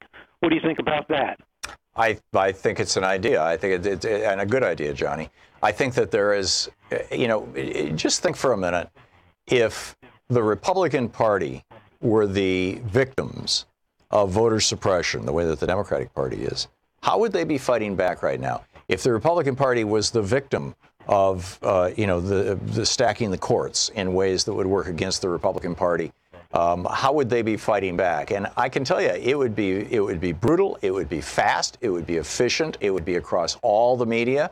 I mean, they basically control all radio media all political radio media in the United States already, and a good chunk of the television media. They've got their own networks from Glenn Beck's Blaze to Fox so-called News, and they would just be raising holy hell. And we talked to Tom Perez. The Democrats are raising hell. They are doing lawsuits. They have set up a hotline and all this, but it's getting absolutely no coverage. And it's not because the Democrats aren't talking about it. And that's the only kind of fly in the ointment with your idea, Johnny, is that, unless you had, a friendly local billionaire who's going to put up Koch brothers level money to take that ad that you're talking about national, it just won't get covered by the press because the press does not cover the Republican crimes. If a Democrat gets caught, oh my God, let's talk about this, forever. But, Bill Clinton got a BJ, oh my God. But if a Republican is in trouble, four of the five floor leaders who are... is we produce these videos, these side-by-side video, and put it on the internet, on the virtual reality for young folks, and show up at various key broadcast stations, terrestrial. Well, put together the video, Johnny, and post it to me on Twitter, and I'll do my best to redistribute it. But if anybody else has the skill to do that. Johnny, thank you for the call. Fascinating idea. We'll be back. There was a new poll out from Public Affairs Council and Morning Consult. And what this poll found was that while the news media is trusted as a primary source for what's going on, 46% of Americans say they trust the news media. 71% of Americans said that they trust their friends and neighbors as a source of media more than the news media, 71%. Now, what that means is that you, as a Free Speech TV viewer, are well informed on what's going on, far more so than the average person. So you have an opportunity now to be the news source for your friends, your neighbors, your family, whether it's on Facebook or talking to people at the store or your next door neighbors or whatever it may be. And you have an opportunity to let them know about this great news source here, Free Speech TV. Tell them how they can find it. You can go to freespeech.org. You can find all the places where people can watch Free Speech TV. Thank you. Want to connect with the show online? You can find the Thom Hartmann Program on Facebook, Twitter, and Instagram.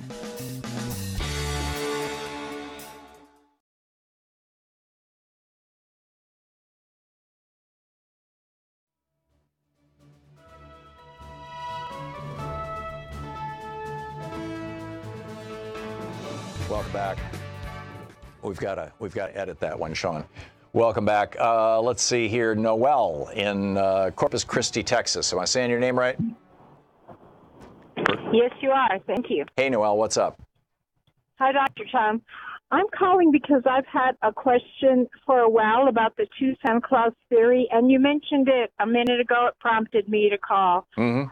When the Democrats take over and they have the debt run up by the Republicans, instead of cutting Medicare and Social Security entitlements, quote unquote, as the Republicans say, why don't Democrats just raise taxes on the wealthy to pay the debt down instead? Well, that's exactly what Barack Obama did. He passed the largest middle-class tax cut in the history of the United States, and he raised the top income tax rate on rich people by, as I recall, 3%.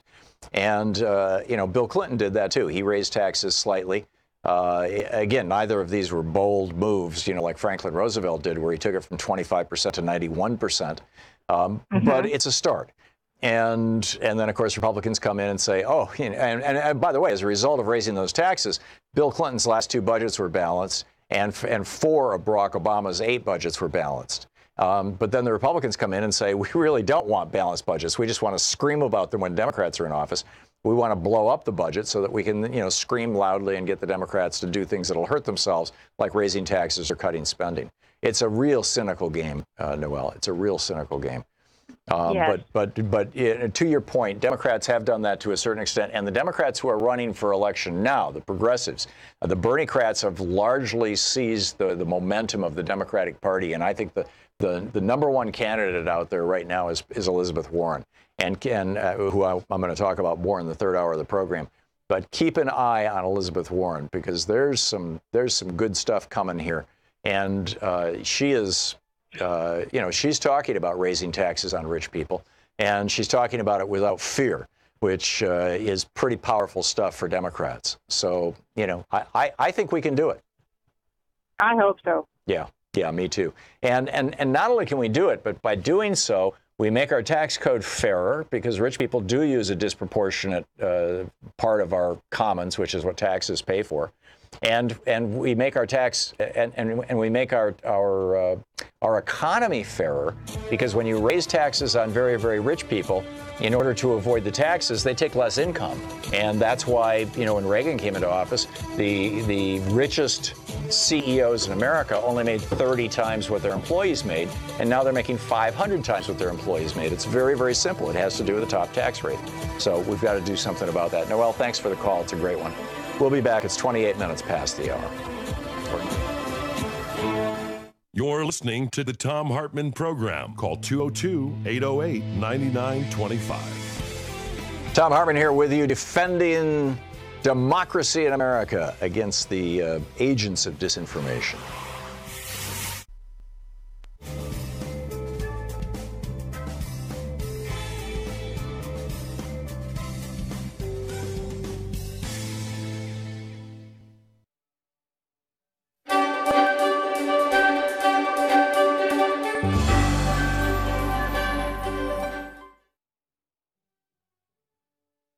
Years of strategy and struggle against the prison industrial complex.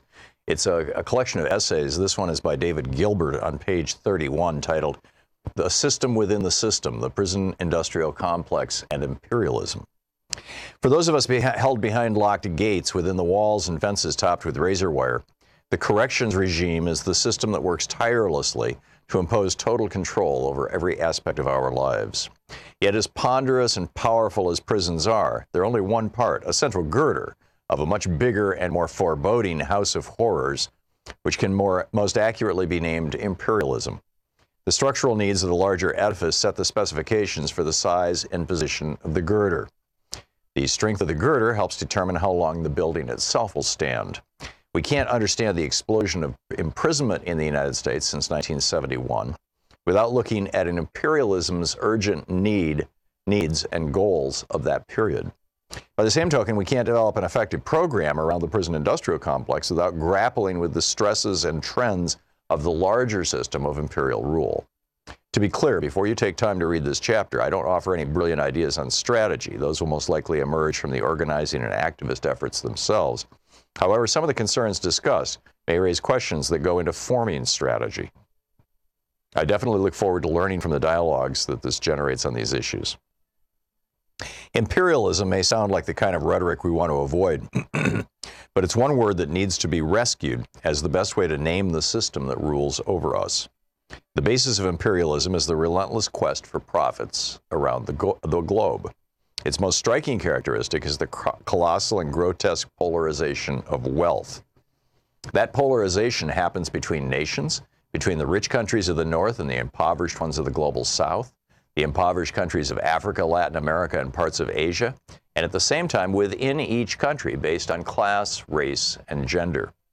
The poles of dazzling wealth and abject poverty are intimately linked, as the former results from the ruthless plunder of the latter. This system is built on and intensifies all the major forms of oppression: patriarchy, capitalism, and white supremacy, all of which are structurally central.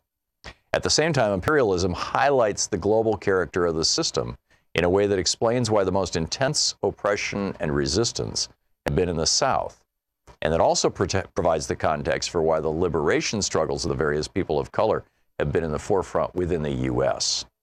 There's no way to capture what the system costs in human life and potential, the pain and loss for all of us. Close to 1 billion human beings suffer chronic hunger, while another 2 billion face nutritional deficiencies. 1 billion lack access to clean drinking water. Just looking at children under the age of 5, imperialism is a holocaust in progress. Over 9 million die every year from easily preventable causes associated with poverty. The price for future generations may be even more severe as the rapaciousness of this global frenzy for profits threatens the very ecological basis for sustaining human life on any scale on our planet. Since most people won't accept living in squalor amid plenty, imperialism entails both the most sophisticated and the most brutal forms of social control. Its most salient feature is war, war after war after war, mainly against the peoples of the South. The domestic front line of such repression is a truly violent and harmful prison industrial complex. Today, 2,300,000 people are held behind bars, about 7 times the number in 1971. That explosion was unprecedented, coming after a 70-year period when the rates of imprisonment had remained more or less constant. This dramatic change did not result from some sudden skyrocketing of criminal activity, but rather from a radical expansion of what was designated as a crime and a draconian increase in the punishments for those crimes. Such extreme measures were driven by considerations way beyond criminal justice and often at cross purposes to the proclaimed goal of public safety. These destructive changes were born from crisis, one much more severe and protracted than the periodic ups and downs of the business cycles that occur over a roughly 10-year period, but rather a situation that threatened the very survival of the system. Such structural crises occur because capitalism is by its nature unstable. The economy is vast and complicated, but the major decisions are made by a tiny corporate and financial elite, with each thinking only of his own profits. When a structural crisis develops, the long-term institutional arrangements that assured a reliable flow of profits and the rule of capital no longer function. One dramatic example was the Great Depression of the 1930s, followed by World War II. At the end of that period, a new set of international institutions, such as the International Monetary Fund and the World Bank, were created. At the same time, a new deal was hammered out for the terms of the bargain between capital and labor within the U.S. Those arrangements worked well for capital until they broke down a generation later. That new structural crisis, which emerged between 1968 and 73, is the seedbed for the burgeoning of the prison industrial complex and many related changes in U.S. history. The first and most obvious signs were political, as the resistance to imperialism crested in 1968. Abolition now. Want to connect with the show online? You can find the Thom Hartmann Program on Facebook, Twitter, and Instagram.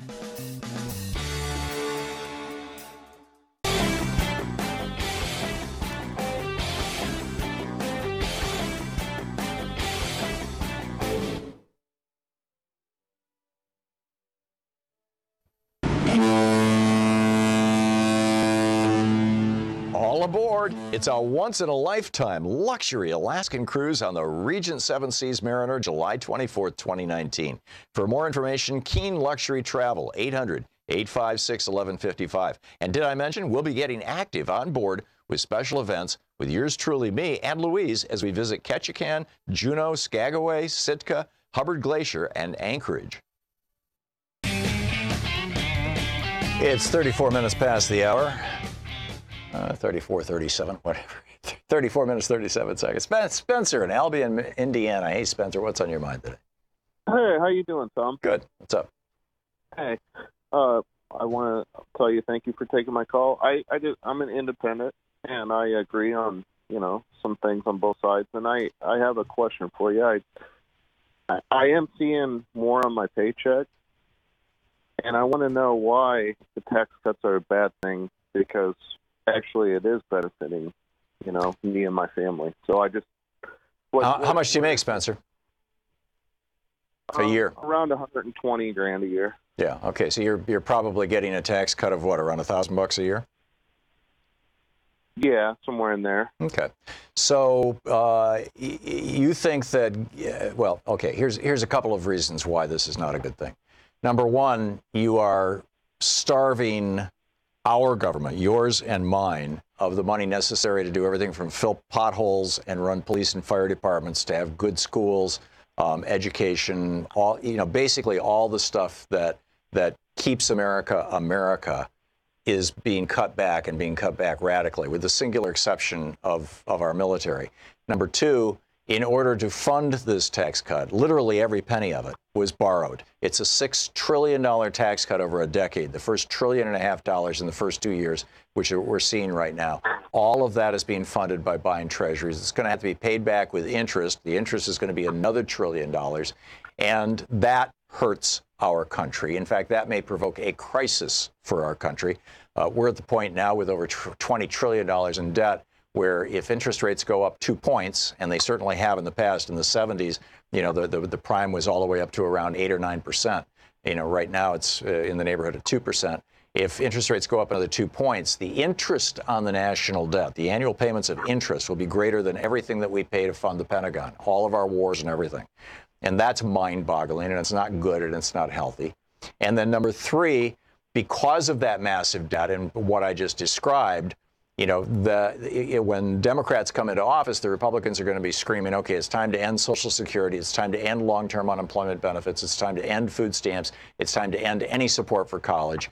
When I went to college, when I went to MSU briefly back in the 1960s, and Lansing Community College as well, 80% of the cost of college, it cost me, my recollection is $150 a term to go to MSU. 80% of the cost of college in the 1960s was paid for by state and local governments and the university. 20% was paid for by tuition.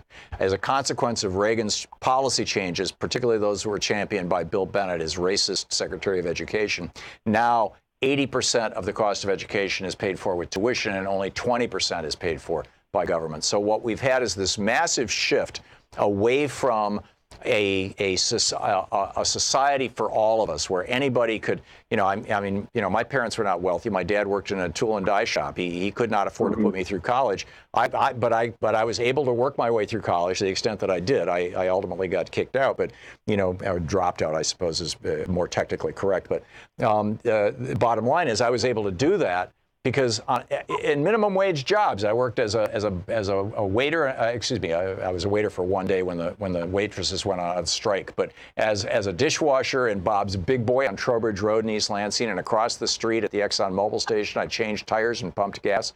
And for, as I recall, $2.30 an hour or something like that, with that minimum wage part-time job that was a little more full-time in the summer, I could pay for college. And it's because that's how things were. The complete change in all of these things, right? Making it impossible to go to college, making healthcare massively more expensive, shifting everything out of not-for-profit into for-profit. All of that was predicated, that whole horrible, chain of horribles. The Republican Party in the last year of the Bush administration, cutting long-term unemployment benefits from 3 years down to 1 year, and then cutting it again down to 6 months. All of that was because they're cutting taxes. If you were to go, as I did, live in Germany for a year, where somebody with your level of income, well over $100,000, would be paying as much as 40% of your income in taxes, you would have free health care. You would have free college. In fact, your kids would get a stipend when they go to college. You'd have one of the best public education systems in the world. You would have highway systems and road systems that are so well maintained that you can travel 130 miles an hour on the freeway. You would have, I could go on and on, right? And you would have a much higher minimum wage. The fact of the matter is, the other argument that I would make, Spencer, and I've made this before, but it's worth repeating. In fact, I've written op-eds about this. You can easily find them. Is that tax cuts affect? There's two different categories of people in the United States in terms of income. There's people who have control over their income, and there's people who don't have control over their income. And if you're a wage earner, if you're getting a salary, and you're working for somebody else, you don't have control over your income, broadly speaking. I mean, you can petition for a raise or whatever, but you basically don't have control over your income. If you are an entrepreneur, if you own your own business, or if you are a very, very wealthy person or a CEO in a large corporation, you basically control your own income. You can choose how much money you get. So when you look at the labor market, if you take out of the labor market that top 1 or 2%, maybe as much as 3% of Americans who actually have some control over their income, for that group of people, when taxes are cut, their income actually goes up. But your employer, and let's say that you're working for Acme Company, because I don't want to ask you on the air who is paying you $120,000 a year, but let's say that your employer, Acme, knows that you just got a tax cut that, $1,000 is pretty inconsequential, and it's also temporary, so it's probably not going to cause a huge dislocation. But let's say that you got a tax cut that was worth $20,000 a year. Now, before, with $120,000 of income, you're probably paying around 30% taxes, so you're probably taking home at the end of the day around $85,000. Am I right, more or less? 70 to 80 grand? Okay. So now your employer knows that you're willing to work for a take-home pay of $75,000 to $80,000 a year. They know that because you're doing it, right? And now, as a result of a tax cut, you're taking home $95,000 or $100,000 a year. Now, your employer knows you'll work for $75,000. So over time, what's your employer going to do, Spencer? They're going to do one of two things. They're either going to cut your wages directly, but that's sometimes very difficult to do, or they're going to make your job unpleasant or uncomfortable or whatever. And when you finally quit that job and you get replaced, you're going to get replaced by somebody who's making $20,000 a year less than you are, because they're then taking the same take-home pay. And you have established that the market for your particular job is worth $85,000 a year take-home pay. So, and you can see this by looking at the tax graphs versus the wage graphs, and I'm talking wages, so we're talking 100%, people who don't have control over their income, going all the way back to 1920. Every time, because in 1920, Harding dropped the top tax rate from 91% to 25%. In 1934, FDR raised it back up to 91%. In 1967, LBJ dropped it down to 74%. And then in 1983, Reagan dropped it down to 25%. Then it slowly floated back up. Every single time, if you look at a 3-year window, every single time working people's wages are cut, over the next 3 to 5 years, working people's wages decline for the reason I just described to you. Similarly, every time working people's wages go up, you know, again, let's go back to your employer. He's paying you 120 grand. He knows you're taking home 85 grand. And let's say that the Democrats come in and they raise your taxes by $20,000 a year. So you're now only taking home 65 grand. And you're going to go to your employer and say, you know, I'm not willing to do this job for 65 grand, you know, and nobody else in the labor market is, because this is an 85 grand take-home pay job. So you need to raise my wages from 120 grand a year to 140 grand a year. And they will do it, because that's what happens when when taxes go up. That's why in Denmark, where the tax that is paid by somebody making $20,000 or $30,000 a year U.S. equivalent is still almost 40%. It's like 36%. The minimum wage in Denmark is $14.35 an hour. Excuse me, $18.35 an hour. You know, the functional minimum wage in many European countries that are high tax countries is around $20 an hour. So the bottom line is it always evens out. The only people, in other words, as taxes go up, your wages are going to go up. As taxes go down, your wages are going to go down. You're always going to have basically the same take-home pay, which is defined as a function of the marketplace. The only people who are actually affected in a consequential way, who actually get richer as a result of tax cuts or get less rich as a result of tax increases, are the people who have control over their pay, the very, very wealthy. Did I make any sense at all, Spencer? Absolutely, and I appreciate your insight. Okay. I appreciate that. Thank you very much. I'm glad to hear it, and I'm glad my examples are working. Spencer, thanks a lot for the call. I mean, this is probably the most unknown economic reality. It's just a simple economic reality. We should be teaching this in 7th grade in high school as part of, you know, a civics class or even an economics class. Everybody in America should understand this, because it's easy to just look at the tables over a 100-year period, and not just in the United States. You can look at any of the developed countries in the world, all over the country, all over the world, the OECD countries of the world. The higher the taxes, the higher the wages. The lower the taxes, the lower the wages. And ancillary to that, the lower the taxes, the richer the rich, and the higher the taxes, the less rich the rich, and the richer is the middle class. It's just that simple. We need to roll back the Reagan tax cuts and go back to a 74% top rate. We'll be back. You're listening to Thom Hartmann. Visit thomhartmann.com for audio and video archives. We're going to check in with Talk Media News in about 4 minutes, find out what Bob Ney has to tell us. Stick around.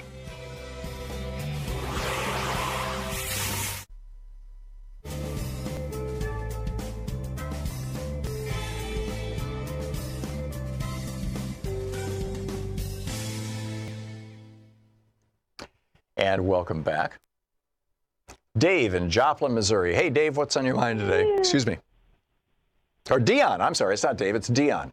My glasses broke last Wednesday, so I've been wearing contact lenses for the last 5 days, and it's a little harder to read the screen. I'm sorry. Dion, what's on your mind? I listened to a little bit of your Tom Perez interview, and I found it extremely frustrating because there's an example of how to get voters right now for the Democratic Party, and it's in the governor's race in Georgia. Right. Stacey Abrams is trying to get the people that didn't vote. And it doesn't seem like Tom Perez of the Democratic Party at large has got that lesson that, you know, I'm going to vote Democratic. I'm solid Democratic voter. I get calls all the time from my local party, and I've talked to people in my local Democratic Party about what they're doing for voter outreach for people who haven't voted, and there just isn't any. And I know that Claire McCaskill keeps, like, her strategy seems to be, I'm sort of conservative, guys, so you can vote for me in this red state. But just like every red state in America, we have two giant blue centers, and they just don't reach out to the problem Claire McCaskill has and Heidi Heitkamp has is the problem that Harry Truman identified in 1947 when he said that, you know, when the American people are given the choice between voting for a Democrat who behaves like a Republican or an actual Republican, they'll choose the Republican every time. I mean, obviously the converse is true too. When the American people are given a choice between a Republican who behaves like a Democrat, and there aren't any of those left anymore, so it's kind of a moot point, but there were just 30, 40 years ago, a Republican who he behaves like a Democrat or a true Democrat, they'll always choose the true Democrat. And by trying to be a little bit of this and a little bit of that, Claire McCaskill, Heidi Heitkamp, we saw the same thing with Mary Landrieu in Louisiana, which is why she's no longer the senator from Louisiana. And we see this with, probably half a dozen other senatorial candidates, Republican senatorial or Democratic senatorial candidates, and probably 20% of the Democrats in the House of Representatives. They're trying to, suck up to a Republican constituency, and no matter how much they suck up, it's never going to work, Dion. So why is that lesson like over and over? Like Harry Truman, from this state. Like that's an old lesson. And Claire McCaskill from this state, the template's there. It's pretty obvious. So why is the lesson not being learned? I just don't understand. I think what happened, and I say this with some sadness, but I think that what happened was back in 1992 when Bill Clinton flipped the Democratic Party from being the party of FDR to being the party of basically Eisenhower, of Republican light, and with the Democratic Leadership Council, him and Al Froman, they did all this stuff. There were a bunch of people who came into office over the next 6, 8, 10 years when the Democratic Party was firmly in that place, and it really was right up until the Obama presidency, and it still held many of those values through the Obama presidency. It was really Bernie who flipped it upside down. Those people came into power thinking, okay, what I've got to do is what Bill Clinton did, which is be real, take a lot of money from the so-called clean industries, banking, insurance, things like that, and advocates a few conservative policies, charter schools and stuff, and then, on the other hand, be a Democrat. And it's sort of worked for a while, but it doesn't work anymore. But they've been taking this money from these people for so long that they can't walk away from those policies. So Claire McCaskill and Heidi Heitkamp and others are kind of stuck in this position. And, I hope they win the re-election because we need Democratic control of the Senate. But I really think that by not going all progressive and even repudiating their own past, they have doomed themselves. Dion, thanks for the call.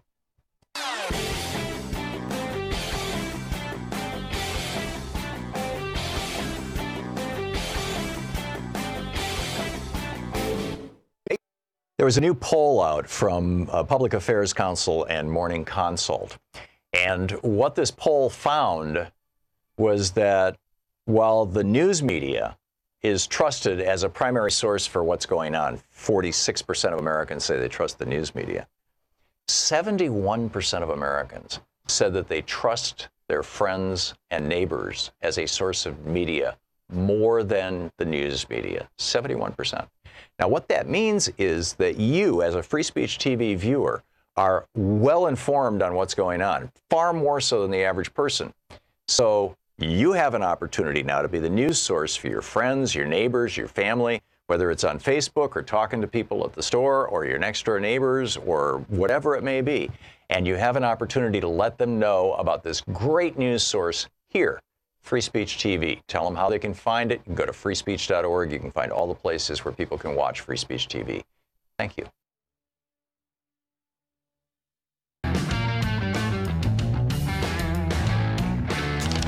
Welcome back. Thom Hartmann here with you. Let's check in with Talk Media News and find out what's going on in the world today.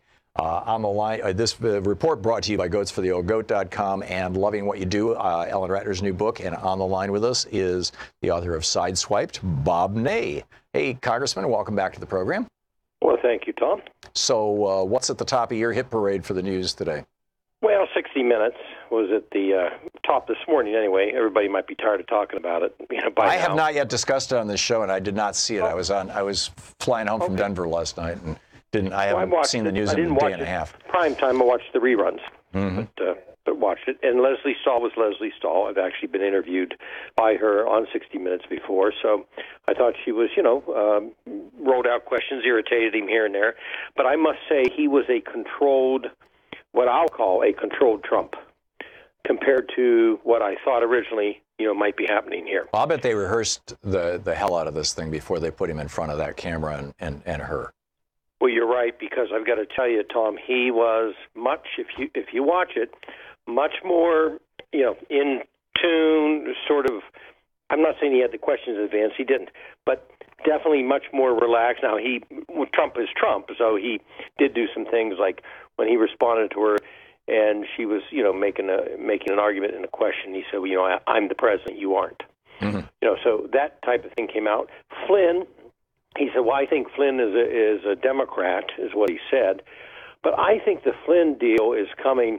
I'm not sorry, Flynn. I've got Flynn on my mind. You're talking about Mattis. He's going to go to jail. Or a plea. I'm talking about Mattis. Right. Mad Dog Mattis. Yeah. And he said, well, after I think he's a Democrat, is what he said. And on that, though, I think that Mattis is at odds, honestly, with John Bolton and Pompeo. That's what I think. Yep.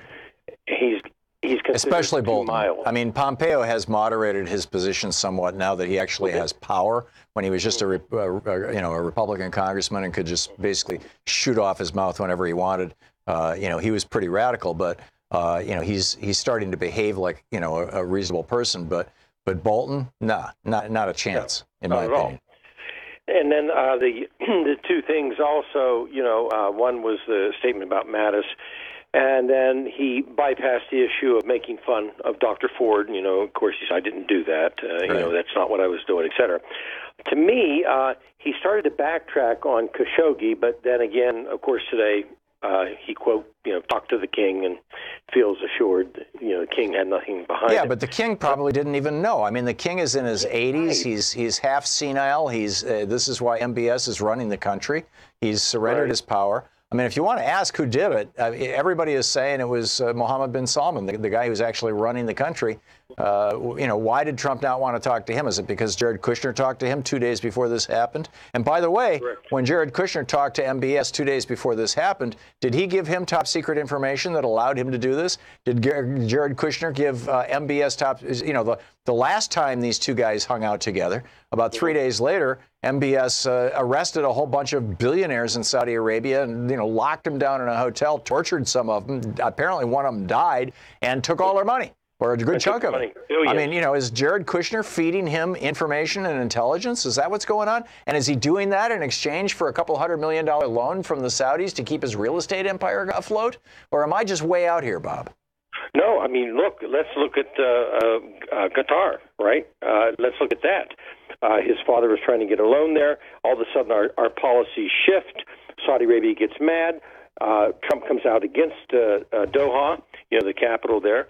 And that, again, the relationship between the Crown Prince and Jared Kushner.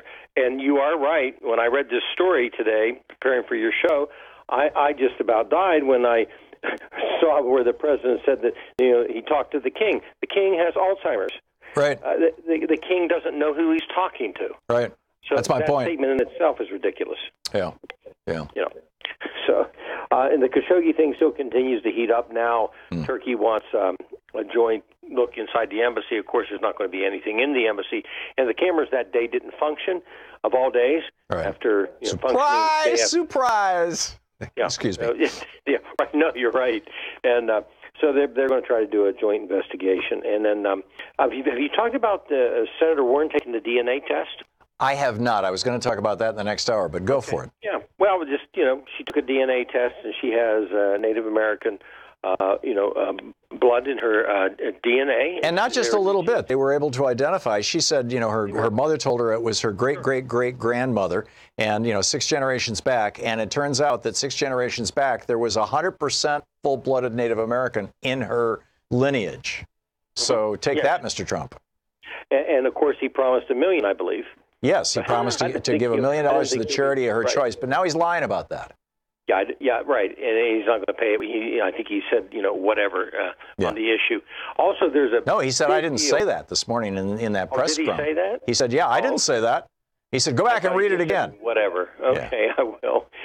And then President, as we noted yesterday, started. He said, well, I don't think climate is a hoax. He started to change his tune, which was interesting on 60 Minutes. Yeah. And there's a big report, bottom line, we're running out of time. There's a great big report of a real dire situation coming out of NASA with global warming. From NASA? Yes. Which is controlled by the administration. Well, New data from NASA. That's interesting. I'm looking forward to that. Right. Bob Ney, author of Sideswipe. Thank you, Bob. Thank you. Good talking with you. We'll be back We're going to get into a whole bunch of stuff in the next hour, including, the giant voter purges and what's up with Elizabeth Warren. You're listening to Thom Hartmann.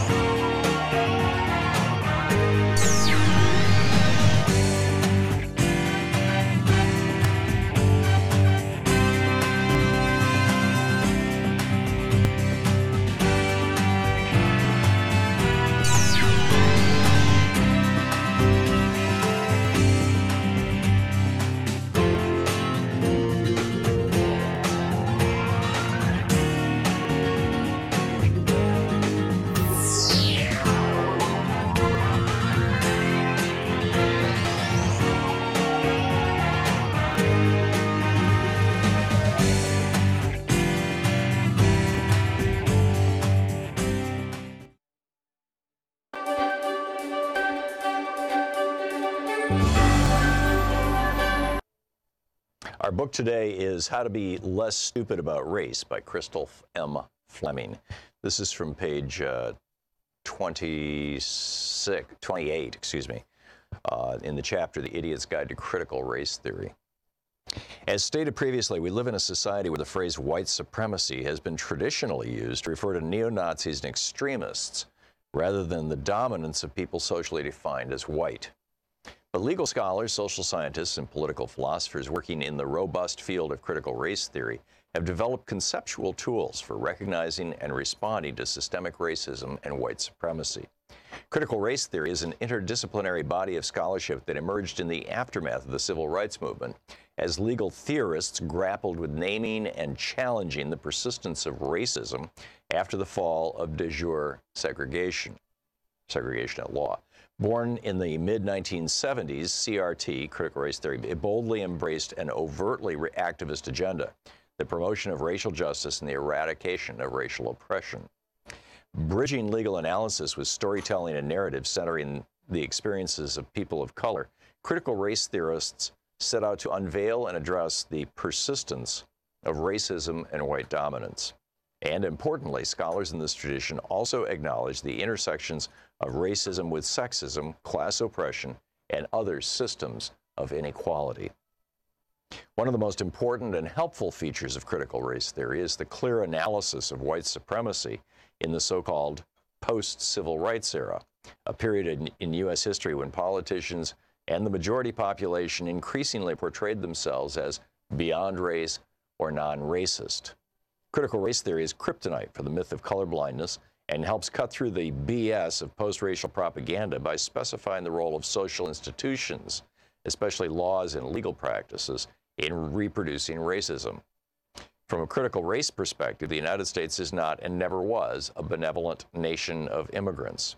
Rather, it is a nation of settler colonialism, genocide, white nationalism, racial slavery, legal torture, and institutionalized rape. Since the inception of this country, laws and legal practices systematically favored whites economically, politically, and socially. In fact, critical race scholar Cheryl Harris in 1993 described whiteness as a form of protected property within the U.S. racial hierarchy, a category of privilege tied to the accumulation of economic resources and the subjugation of racialized others. From this perspective, laws and legal institutions within this country have continually converted white identity into a valuable, exclusive mechanism for maintaining power. Few people realize that the nation's first immigration law, the Naturalization Act of 1790, was explicitly white supremacist, restricting naturalization to free white persons, though white women were let out of this exclusionary understanding of freedom. Granting citizenship to free white men was quite literally a government handout for whites only. As you might have noticed, history keeps coming up here, quite simply because critical race theorists encourage historical consciousness. In order to understand present-day racial realities, we have to look to the past. That might seem obvious on its face, but the sad truth is that most U.S. citizens have never seriously studied history of any kind, much less racial history. Yet the vast majority of the population is ignorant of our racist past. How can they understand the impact of that past on the present? Critical race theorists also challenge the liberal logics that have been used to portray the United States as beyond race, for example, by analyzing the jurisprudence surrounding the country's alternative action policies. Scholars such as Richard Delgado, Kimberly Crenshaw, and Derek Bell, the last of whom was a professor at Barack Obama's Harvard Law School, have shown that legal assumptions about meritocracy and fairness that are used by conservatives to undermine affirmative action programs are logically inconsistent with the existence of institutionalized racism. Other scholars have taken a critical or systemic approach to the study of racism, who have shown that the nation's first affirmative action programs and government handouts were conceived by white Americans for white Americans. From using racially justified mass murder, land theft, and labor exploitation to enacting racist citizenship laws, people socially defined as white have built generations of wealth and political power by playing the race card and founding an entire nation on white identity politics. To take just one example, the 1862 Homestead Act gleefully gave away millions of acres of stolen land almost exclusively to whites. And quiet as it's kept, white people continue to be the #1 beneficiaries of affirmative action today. Race scholars are aware that white women are the top recipients of affirmative action, but few have considered that white women's primary access to affirmative action helps maintain the racial wealth gap. Because these white women typically marry white men, their affirmative action benefits are channeled toward their white families, and their access to affirmative action benefits, preferential hiring, and federal diversity initiatives not only helps them, but also bolsters the socioeconomic status of white families broadly. My first serious encounter with critical race theory occurred after I'd finished my PhD. Although I didn't realize it then, I had chosen to undertake my graduate work in a sociology department. How to Be Less Stupid About Race by Crystal Fleming. There was a new poll out from Public Affairs Council and Morning Consult. And what this poll found was that while the news media is trusted as a primary source for what's going on, 46% of Americans say they trust the news media. 71% of Americans said that they trust their friends and neighbors as a source of media more than the news media, 71%. Now, what that means is that you, as a free speech TV viewer, are well informed on what's going on, far more so than the average person. So you have an opportunity now to be the news source for your friends, your neighbors, your family, whether it's on Facebook or talking to people at the store or your next door neighbors or whatever it may be. And you have an opportunity to let them know about this great news source here, Free Speech TV. Tell them how they can find it. You can go to freespeech.org. You can find all the places where people can watch Free Speech TV. Thank you. Want to connect with the show online? You can find the Thom Hartmann Program on Facebook, Twitter, and Instagram.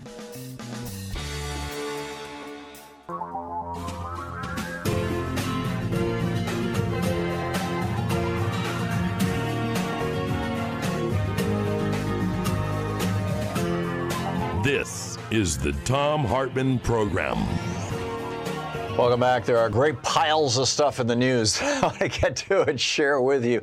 Over the weekend, just huge protests in Berlin, Germany. Tens of thousands, perhaps 100,000 people marching under the name Indivisible and the slogan for an open and free society, solidarity, not exclusion. They called it the Unteilbar, Indivisible. March against racism, exclusion, and exploitation, and for an open society. This from Common Dreams. Organizers of the march decry the growing divisions in European society that they claim are being fueled by policies that accentuate the gap between rich and poor, that prioritize militarism and security over human rights, and then promote nationalism over inclusion. And this, of course, is the right's whole shtick. And many of the people participating in these marches were saying things like, un-Trump the world. What we're seeing in the United States with Trump, what we saw in Hungary with Viktor Orban, what we saw in Poland, and I can't remember the guy's name. In fact, I'm not sure I could pronounce it anyway, but the new president of Poland, what we saw in Turkey with Erdogan, what we saw in the Philippines with Duterte, what we may well soon be seeing in Brazil, which is going the exact opposite direction of Mexico. Mexico just elected, their very own Bernie Sanders, essentially. Brazil is about to elect their very own, not even Donald Trump, their very own Steve Bannon. And, what's tearing the world apart in these regards, and the places where the Reich like this, and there was a big story in today's Financial Times about how Angela Merkel's party, the Christian Democrats, just took a huge beating in one of the major elections in Germany, down to 30 some odd, low 30%. And they're going to have to form a coalition either with the Germany First Party, which is the reinvention of the Nazis essentially, or with the Green Party, because the Green Party did really well. They pulled something like 17% of the vote, which is historic. And much of that came from the Christian Democratic Party, Angela Merkel's party. So what we're seeing all around the world is, as the Davos crowd, as the very, very rich have rigged the world economy to their benefit, all the while saying, and with these trillions of dollars that we've stolen from the middle class all over the world, we'll give you we'll fund a little school here, a little, building project there, or maybe we'll try to do away with polio in Mali or something like that. It's a scam, as Anand was talking about in the last hour. And, it's frankly a vicious scam. We're seeing this now here in the United States. Once again, anger at Trump inaction as Hurricane Michael leaves millions without power. All across, the Florida Panhandle and now the states north of that into Georgia and the Carolinas, we're seeing massive destruction from this hurricane, the fourth most powerful storm ever to hit the United States, the most powerful storm ever to hit that part of Florida, ever. And you've got millions of people who not only have no power, but they have no food and they have no water. And Trump is flying down there today to do a photo op, and I guarantee there'll be lots of food and water around him when he does the photo op. But there are huge chunks of Florida and Georgia, southern Georgia and the Florida Panhandle in particular, where people are facing serious disease as a consequence of not having fresh water to drink. Florida resident Tracy Simmons told the New York Times, they're doing to us like they did New Orleans. Barbara Sanders, resident of Panama City, we're not getting any help. Looks like a bomb has been dropped on our town. We need food. Chantel Goolsby, who lives in Panama City, we need food, water, everything. The whole street needs food. FEMA referred me to you. She's talking about the Red Cross. And then that person told me to call 211, the Florida United Way. So everybody's passing the buck here. And this is just another example of what happens when neoliberalism wins. This philosophy that the rich can run things better, that the rich, philanthropy from rich people should be, how we get our health care and how we get our public transportation and how, let's privatize everything and let the rich people make a profit on it. And then with that profit, they'll say, hey, here you go. And we're seeing a piece of this right here in Oregon. This is an amazing story. In Philadelphia, they put a 3-cent per ounce tax on soft drinks. I was, I think I mentioned I was at this vocal board meeting in Denver over the weekend. And it's VOQAL.org. It's an organization that is, basically passes out money to progressive groups. And I've been on the board for over a decade, I think. And we have board members from all over the country. And a couple of people were telling me about how in their towns, and my recollection is Minneapolis was one of them, how in their towns the sugar tax on sodas actually measurably reduced obesity. Well, here's a report. This is from Harvard, and this is a couple of years ago. This is when Philadelphia was debating the tax. And what they said was a 3-cent per ounce tax on sugar-sweetened beverages proposed in Philadelphia. This is from Harvard University Medical School. Could help 36,000 people a year avoid obesity, prevent 2,280 annual cases of diabetes, avert 730 deaths over a decade, and save almost $200 million in health spending. In addition to that, the city of Philadelphia would generate an additional $400 million over 5 years that they could use for everything from public health initiatives to repairing the roads.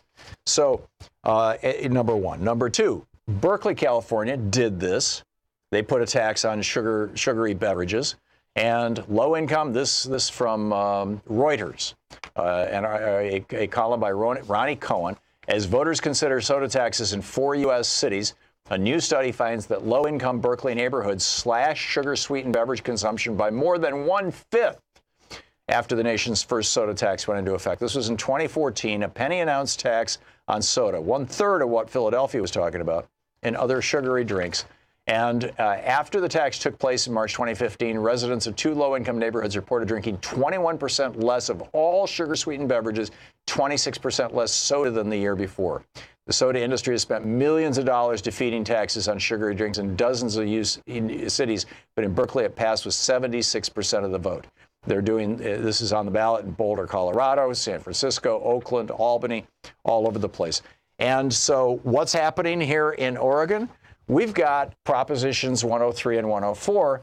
I'm not sure if it was both of them, but 103, I think pretty much for sure, funded by, and these are, we're seeing all these ads on TV with some like granola eating guy in a health food store going, you know, we don't charge taxes on groceries in Oregon, and we never should, but they keep trying to put taxes on, and they scroll some of the Republican efforts to tax groceries over the years that were easily knocked down, and says we need to put it in our Constitution that there can't be taxes on groceries. Well, the constitutional amendment that they want us all to sign off on, and it sounds so good. Yeah, let's help low-income people. Let's ban taxes on groceries. Actually specifies sugary soft drinks as a grocery. It names them in this thing that they want to put in our Constitution to make it illegal for us ever to put taxes on soft drinks that are causing obesity and diabetes. And that's really what it's all about. And it's so deceptive. And this is an example of how, you know, this direct democracy sounds like a great idea until the Supreme Court comes along and says, yeah, but the beverage industry can drop millions and millions of dollars into a small state like Oregon and just, you know, wipe out public opinion. And I'll, you know, let you know in 30 days, 26 days or 4 days or however long it is to the election, you know, how it worked out. But that's what's going on. So you've got that.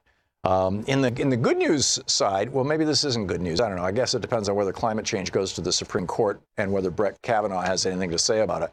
Bart Kavanaugh. This from The Guardian. Trouble brewing, climate change to cause dramatic beer shortages. With climate change set to cause dramatic price spikes and supply shortages, according to extreme heat waves and droughts will increasingly damage the global barley crop. So look for the price of beer to be going up as a result of global warming. Elizabeth Warren. Donald Trump has been calling her Pocahontas for a couple of years, you know, evoking or invoking when it's said in the way it's said by a white guy like Donald Trump, basically a racial slur. And because she had said, she never benefited from this, right? Trump and the Republicans have tried to suggest that Elizabeth Warren got into Harvard because of this, or she got a job as a professor because of this, or blah-de-blah-de-blah. Her saying that her great-great-great-grandmother was Native American has never inured any benefit, never given any benefit to her whatsoever. She has never used this for her benefit. She has, you know, said it a few times, and she even said it, you know, in one of her, you know, as part of her resume when she was, you know, going to work as a professor. But, you know, it had nothing to do with why she got, you know, got the job. So Trump's been making fun of her and said he'll give $1 million to a charity if she takes a DNA test and there's any native, and turns out she's an Indian. Well, you know, obviously he's going to welch on it, saying, well, you know, you're maybe 1/32 of an Indian. That doesn't mean that you're an Indian. You know, but she took the test, and sure enough, her great-great-great-great-grandmother was a full-blooded Native American. And, you know, she grew up in Oklahoma, where, by the way, this is not at all uncommon, right? And so what did Donald Trump say this morning when, you know, this news came out and the reporters came up to him and said, so, you going to give that $1 million to Elizabeth Warren's favorite charity? And he's like, well, who cares? I didn't say that. Nope, you better read it again. That's a verbatim quote from Donald Trump this morning as he's walking out to his helicopter. I didn't say that, but you can watch the tape. You can watch the tape. I mean, you know, it was during one of his rallies. It's been videotaped.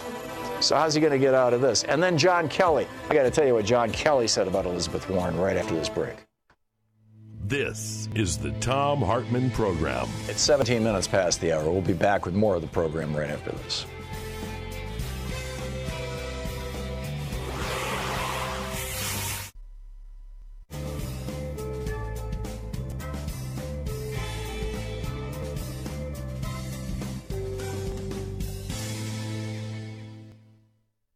And welcome back.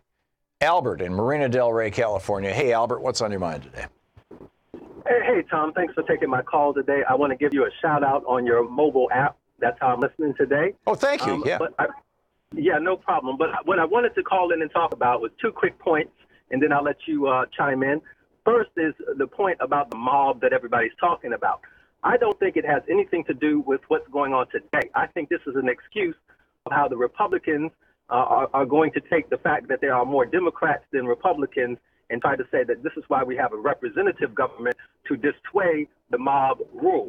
That's where I think that's coming from. I think that's a piece of it, Albert. I also think that they're expecting, given, what the Proud Boys were doing on the East Coast and certainly what they did here in Oregon, I think that they're anticipating that they've already murdered one person, Heather Heyer, and actually 6 more with Dylan Storm, I think his name was, or Dylan Roof. Dylan Storm Roof was his name. In South Carolina, walking into that church and shooting, African Americans, including a sitting state senator. I mean, there's enormous violence already happening on the right, and I think that they're expecting, and frankly, I suspect that they're even hoping for it, the way that Trump keeps trying to whip this up, more violence on the right. And what they want to be able to do is play victim. They want to say, there's a violent confrontation. Well, it's because of that Democratic mob. It's merely a reaction. Anyhow, back to you, Albert. Yeah, and then secondly, I just want to comment on your points about taxes. Taxes are actually good when they're higher on profit-making companies, because what those companies do is they use those profits to subsidize new business ventures, and that just allows them to grow even further, and that imposes less competition on us. So taxes actually help competition in the marketplace. Yes, as taxes go up, yes. And also, companies will reinvest more money in their business rather than simply distributing it to their very, very wealthy stockholders and whatnot. So, yeah, spot on. Albert, you nailed it. Francis in Pasadena, California. Hey, Francis, what's on your mind today? Hi, Professor Tom. I wanted to get a shout out to the unfortunate Californians who had their lives devastated by fires and mudslides. Amen. We're very fortunate in California that we have an excellent Democratic Secretary of State, Alex Padilla, who will make sure the provisional ballot process works as it was intended to here. Mm-hmm. The site that you go to, Secretary of State, sos.ca.gov/elections, answers all of your questions, and you can get registered if you're not. And I hope that I really feel for these people who've had their entire lives stripped away. They probably had their polling places stripped away as well. Mm. And it may be that provisional ballots are the only thing that they can do, but they have one more week to get registered. And I hope they will check out that website. And if you can repeat those phone numbers that you were saying a while ago when you spoke to Tom Perez and to Greg Palast, for helping. It was 833 Dem Vote, DEMVOTE. 833 Dem Vote was the number that Tom Perez was giving out. And the site that you're pointing to is SOS, as in Secretary of State.ca, as in California.gov, G-O-V. Do I have that right? /elections. /elections. Yeah. Okay, great. Thank Francis, you so much. My pleasure. Thank you so much, Francis. I appreciate the information. It's great to hear from you, and it's great to know that California is not using provisional ballots as another racist voter suppression technique the way that all these red states are. Now, the Supreme Court... Court... They give you a phone number you can call to make sure your vote got counted. Quick. Go do it quickly.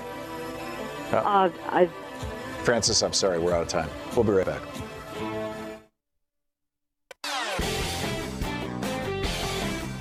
There was a new poll out from Public Affairs Council and Morning Consult.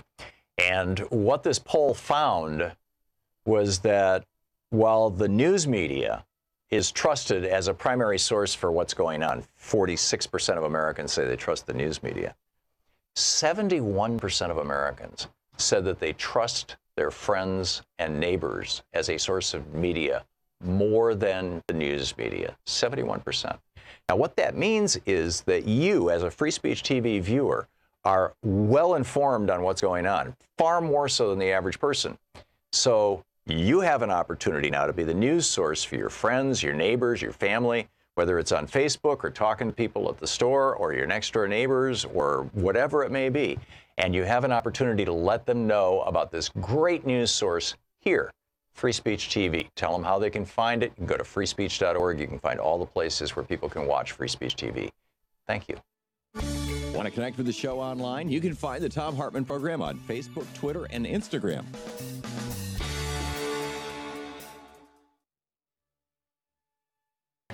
So, John Kelly, just to close the loop on Elizabeth Warren, John Kelly, the chief of staff, sent an email to Kevin Carroll, who is his senior aide at the Department of Homeland Security. This was back when he was running DHS.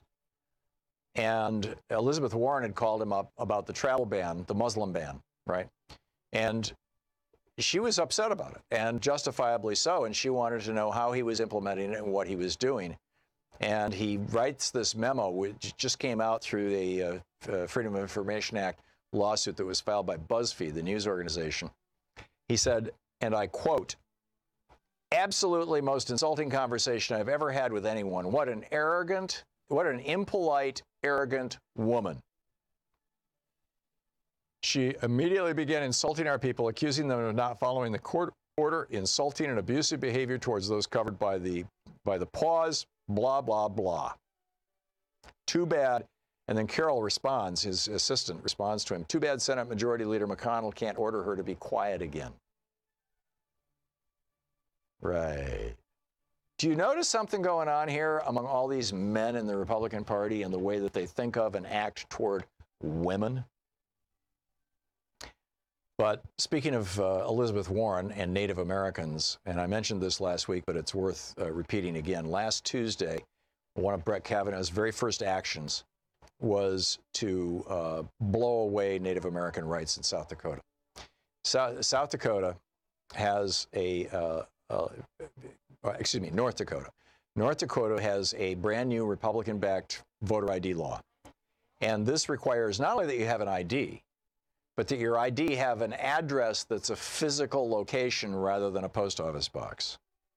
And the reality is a large percentage of Native Americans who live on who live on reservations only use a post office box. And, there's reasons that have to do with tribal sovereignty and where the post office can go and can't go, and also issues of poverty. And a lot of people don't even own, a home to have an address. So what we're looking at is roughly 20% of all the voters in the last presidential election were Native Americans living on reservations in North Dakota. 20% of them. And probably about half of that, 20% of all those voters, 70,000 North Dakotans turned out, about half of them will probably not now be able to vote. And this went to the Supreme Court, and Brett Kavanaugh said, that's fine. We don't need Native Americans voting. Don't need them voting at all.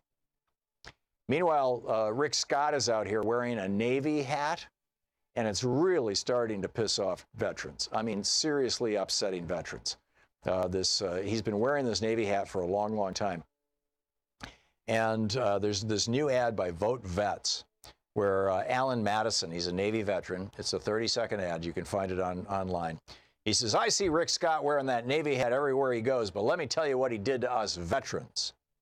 And then he talks about how under Scott's, this is Crystal Hayes, USA Today article, under Scott's tenure as CEO of Columbia HCA, this is before he became governor, the for-profit company was fined $1.7 billion for defrauding millions from Medicare, Medicaid, and TRICARE, a military health program, and the company's settlement with the Justice Department says. In other words, Rick Scott's company, which he ran, admitted that they'd ripped off veterans. And they paid a $1.7 billion fine because they ripped them off to the tune of hundreds of millions of dollars.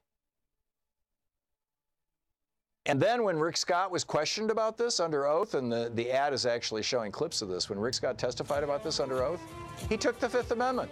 I refuse to answer because it might incriminate me. Yes, you're a criminal, Rick Scott. We get it. You're a criminal.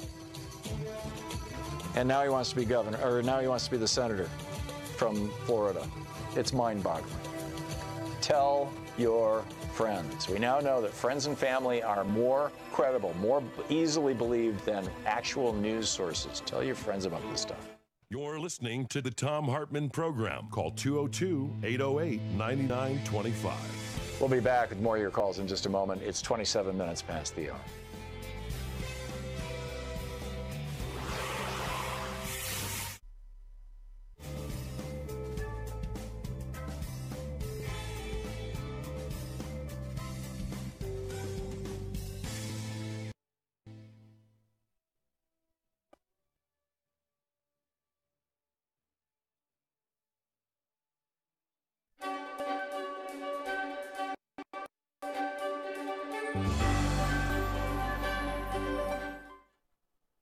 It's the Thom Hartmann University Book Club. Today we're reading from Seize the Time, the story of the Black Panther Party and Huey P. Newton by Bobby Seale. This is from page 85, a subchapter titled Huey Backs the Pigs Down. And there are a few words in here that I'll be filling in, as it were.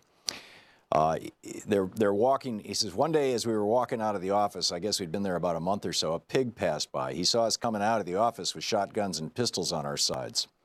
About 6 or 7 of us came out of the office there in the daytime, and we looked at the pig as he passed by, and he jumped on his radio because he saw us coming out of the office with these pieces and stuff. We had just finished field stripping weapons, learning about 00 buckshot, learning about the 9mm and the .45, and having a political education session. We had a .45 and a .357 Magnum in the group and a couple of M1s. We had 3 or 4 shotguns by then. We bought up guns like a son of a bitch then. The pig went down 2 blocks and turned around, came back up the other side of the street. They were building rapid transit, BART, right down from Grove Street there, and we went up the other side of the boulevard and came back. We readily assessed that the pigs were ready to see what the F was happening, that this pig had radioed in, and he was running it down, how he had, quote, seen some N-words come out of a place here with some guns and blop, blop, de bloop, etc., come out of this office with guns and stuff. He was radioing into other pigs to help get him. Huey had his father's car that day, and he goes through that whole thing. So anyhow, the police pull him over, and Huey got in the car, and the pig came up to the window. You have any driver's license? So Huey rolled the window down. That wasn't more than a 3 or 4 inch crack in the window. Huey handed his license out the window. Is this your true name, the pig said? And Huey said, yes, that's my true name, Huey P. Newton. Is this your true address, 841 47th Street? And Huey said, yep, that's my true address, 841 47th Street. And what are you doing with the guns? And Huey said, what are you doing with your gun? This particular pig decided he wasn't going to argue, so he went back and got his little writing pad there where they fill out S-word. Your true name is Huey P. Newton? Huey said, that's right. The pig wrote it down. Your true address is 841 47th Street? Huey said, that's right. The pig then looked at his license. What's your phone number? And Huey said, 5, and stopped and wouldn't say anything else. And the pig said, 5 what? And this is when all the S-word between the pig and the party and the pigs began. Huey said, the 5th Amendment. You ever heard of it? Don't you know about the constitutional right of a person not to testify against himself? 5, I don't have to give you anything but my identification, name, and address, so therefore I don't even want to talk to you. You can leave my car and leave me alone. I didn't even want to hear you. What do you mean, the pig said. And Huey said, just what I said. The constitutional right of any man is that he doesn't have to testify against himself. And Huey had a big M1 sitting to his right with his hand on it. I had this 9mm sitting beside me, and Huey had this M1 at his side. Huey was driving. 4 other brothers were in the back seat. One of them was Bobby Hutton. They were being quiet because Huey told him to be quiet, and the pig is going crazy. He's by himself, and Huey's got all these black N-words in the car going for the MFer. Meanwhile, while the pig is trying to get bad, 3 cars drove up behind us and 1 in the front. Some more were in the driveway. Blop, blop, blop, de blue. Then another car came in front of us. A pig jumped out of the car, walked up to our car, and said through the crack in the window with a hoggish voice trying to sound intimidating, what's going on here? And Huey said, the same basic procedures that are supposed to go on. Huey rolled the window down another 5 or 6 inches. The pigs were looking at the guns in the car. Can I see that pistol there? One of the pigs said. No, you can't see it, Huey told him. I was beginning to get skeptical about what was happening because he pointed to my 9mm pistol. Huey was on probation, and if they thought that this was Huey's pistol, I didn't know this law stuff the way Huey knew it, so I moved the pistol over beside me real close. It had been lying in the middle of the seat. I said, no, you can't see it. Huey said, no, you can't see the pistol, nor this, pointing to his rifle. And you don't want to look, and I don't want you to look at it. You don't have to look at it. Is that your pistol? He asked Huey. And I said, no, it's not his pistol, it's my pistol. I said that because I was thinking the man's going to jump on Huey because he already told me about the probation law. If he gets caught with a pistol, he's burned. But if he gets caught with a rifle, the man can't mess with him because his probation officer told him he can carry a rifle or shotgun and he couldn't stop him. The pig said, can I see it or not? So Huey said to me, I'll talk. And then he said to the pig, no, you can't see the pistol. Get away from the car. We don't want you around the car, and that's all there is to it. Well, I can ask him if I can see his pistol or not, the pig says. So I says, well, you can't see my pistol. The MFers tried to get indignant. They were blabbing and oinking to each other about who in the hell we thought we were, and Constitution my ass, they're just turning it around. Then the pig said to Huey, who the hell do you think you are? Look, damn it, Huey said. He opened the car door. This is where Huey got mad. I mean, you have to imagine this N-word. He got mad because these dogs were going to carry on, and they were bracing up like they were bad. Huey didn't go for this at all. Huey got very mad. He opened up the door saying, who the hell do you think you are? In the first place, this man, pointing at the pig, came up here and asked me for my license like he was citing me for a ticket or observation of some kind. This police officer is supposed to be carrying out his duty, and here you come talking about our guns? Huey put his hand around his M1 rifle and continued, we have a constitutional right to carry the guns, and anyway, I don't want to hear it. The pigs backed up a couple of steps, and Huey was coming out of the car. Huey had his hand back in the car getting his M1. And you know, if you've ever seen Huey, he gets growly but articulate. He came out of the car with his M1. Huey knows this law so well that he wouldn't have had the one M1 loaded inside the car. So he came out of the car. He dropped around into the chamber right away. Clack, clop. Who do you think you all are anyway? Huey said to the pigs. And the pigs were all on the sidewalk harassing all the brothers and sisters who gathered around. You move on down the street, said the pig. Huey started interrupting. You don't have to move down the street. Don't go anywhere. These pigs can't keep you from observing. You have a right to observe an officer carrying out his duty. And these pigs, they listen to all this S-word, and it goes on from there. It's a great story. Seize the Time by Bobby Seale. Want to connect with the show online? You can find the Thom Hartmann Program on Facebook, Twitter, and Instagram. Guess what? We're back. Yes, indeed. Thom Hartmann here with you, helping you win the water cooler wars. Mason tweets at me, to me. He says, Tom, I lived in South Florida when Andrew leveled Homestead.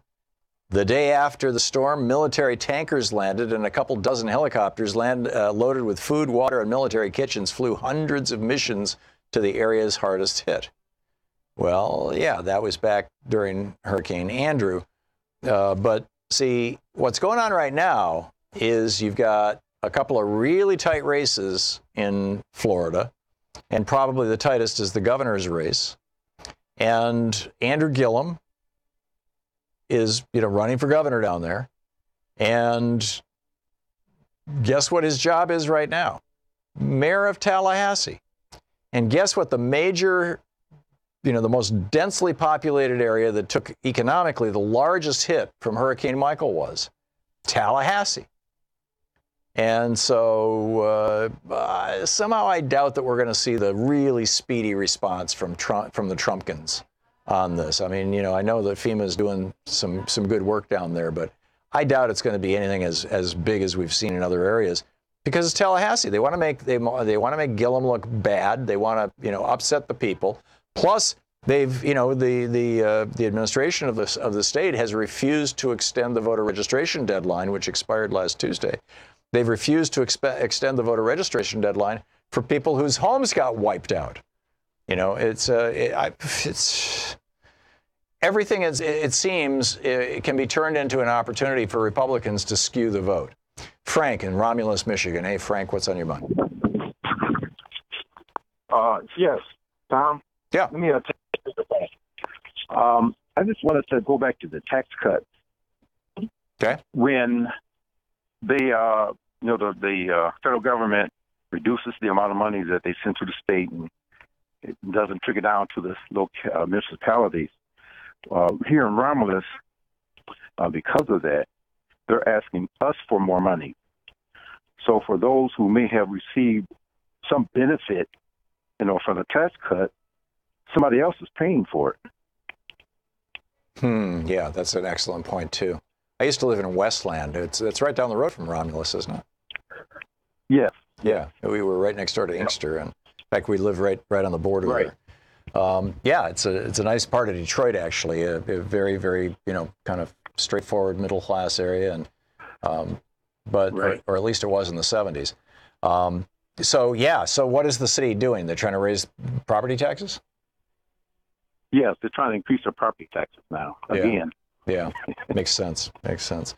Yeah, and this, and if it wasn't for the massive Republican tax cuts for millionaires, billionaires, and corporations, probably Romulus wouldn't have to do that.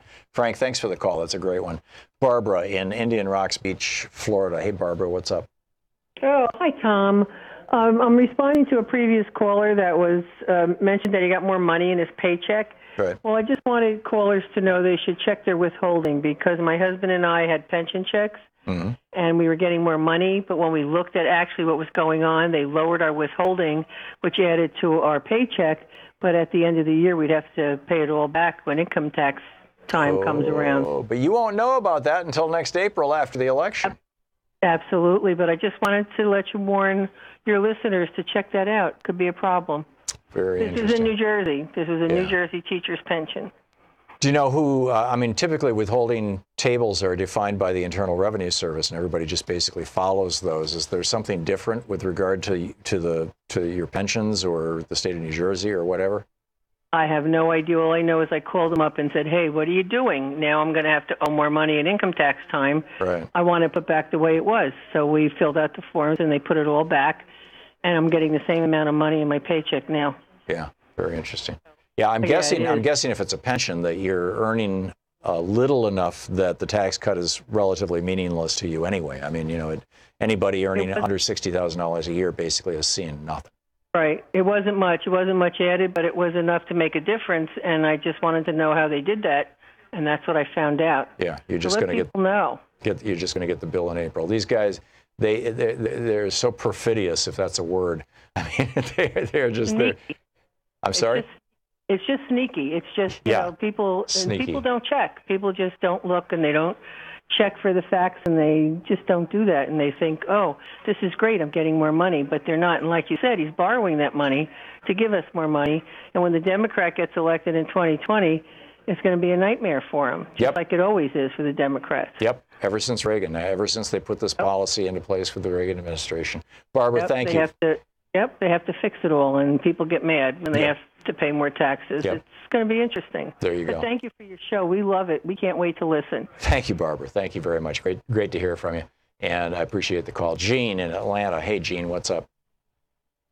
Hi, Tom. Hey, Gene. Thank you for the show. I just called you to praise you for the answer you gave to that gentleman earlier about the tax. And Tom, you are a piece of gold for our community. Keep doing the good job that you're doing, and you inspired a lot of people, and you make my day easier.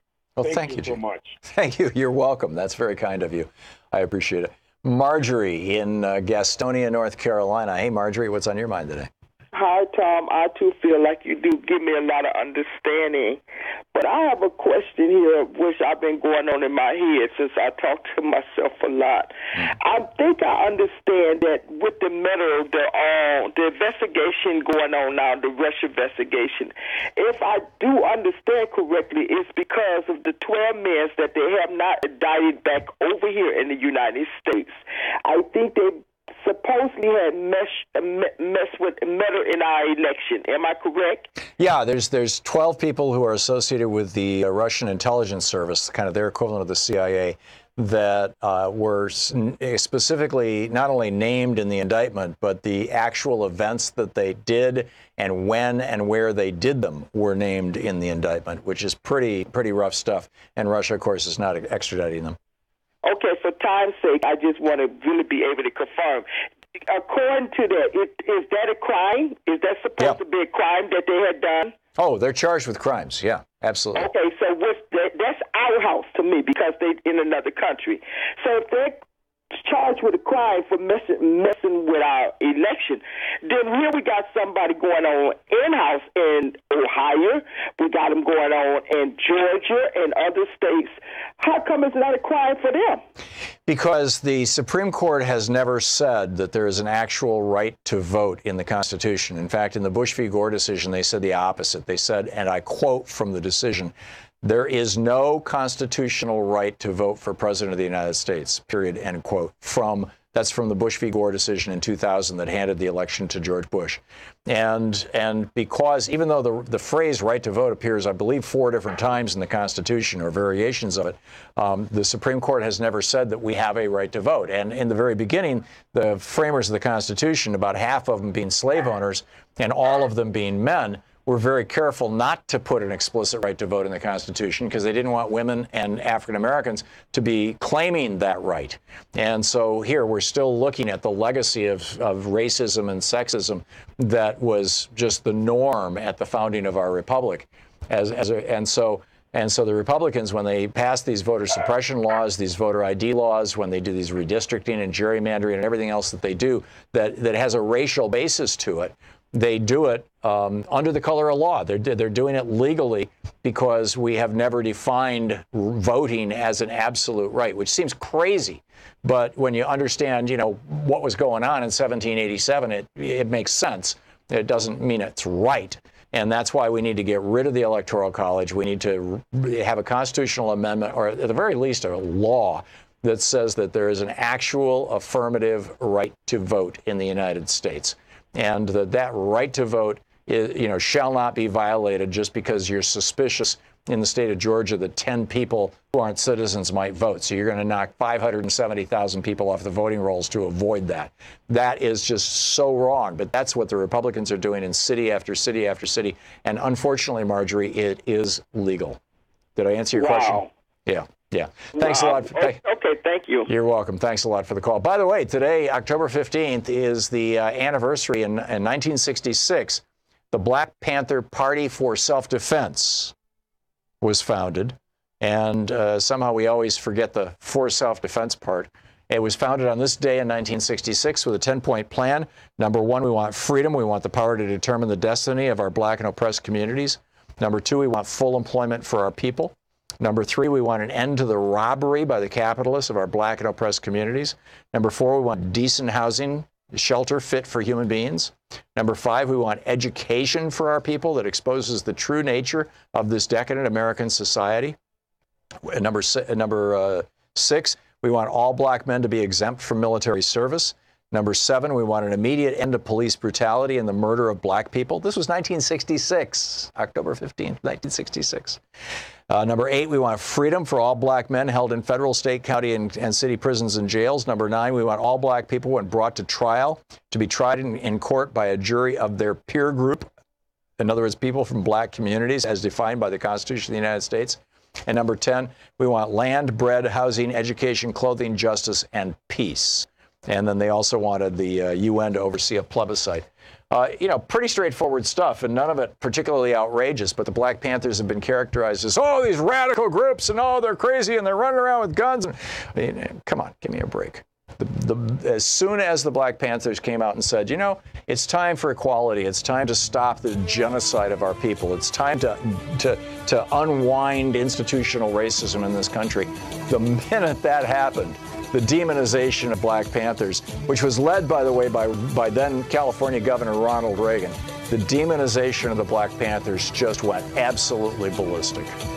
And it's one of the most shameful periods in the history of this country, between Reagan and J. Edgar Hoover, what they did. You're listening to Thom Hartmann. Visit ThomHartmann.com for audio and video archives. We'll be back with more of your calls right after this. It's 45 minutes past the hour.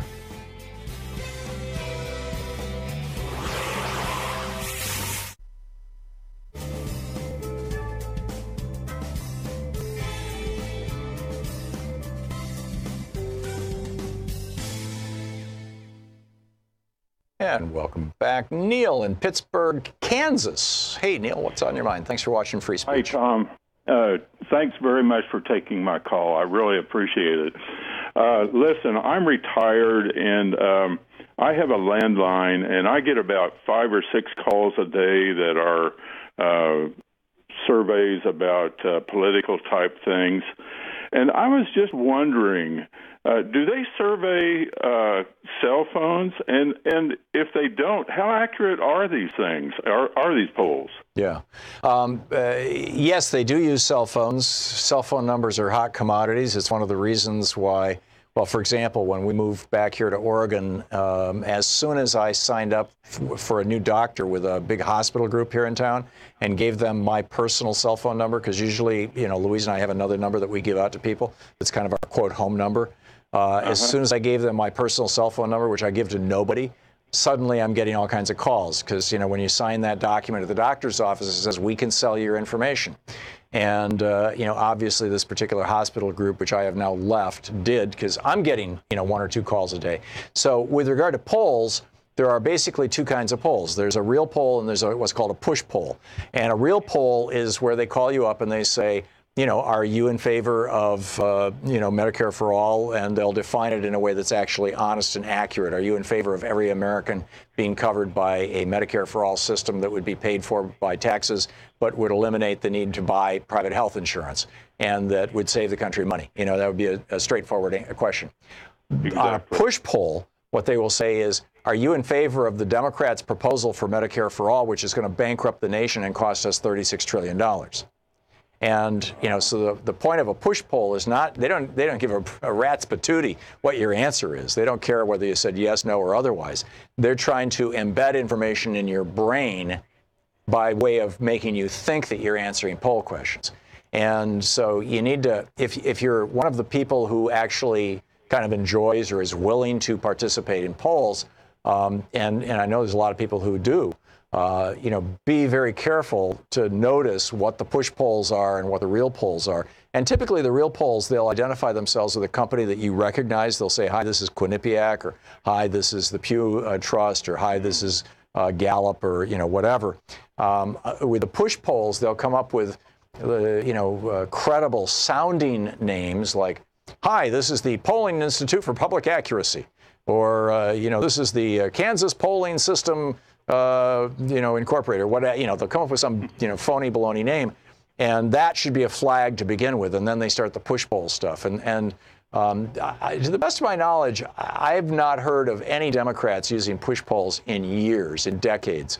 And push polls are pretty much entirely the province of Republicans, largely, I think, because usually they're filled with lies, and Democrats are generally not willing to lie in their advertising or even in their below-the-radar promotions, whereas Republicans do it enthusiastically. Did I answer your question, Neil? Well, I never participate, but, with all the inaccuracy in the last election, I'm just really wondering about these polls and how big the Trump insurgency is, really, Well, it seems to be about a third of the country, and it seems that virtually 100% of the Trumpettes are people who either watch Fox News, listen to right-wing hate radio, or both. It appears to be an entirely media-driven phenomena, and every single time I talk to somebody who's a Trumpster, I'll ask, by the way, do you watch Fox News? Oh yeah, that's where I get all my news. So we've got a media problem here. Neil, thanks for the call.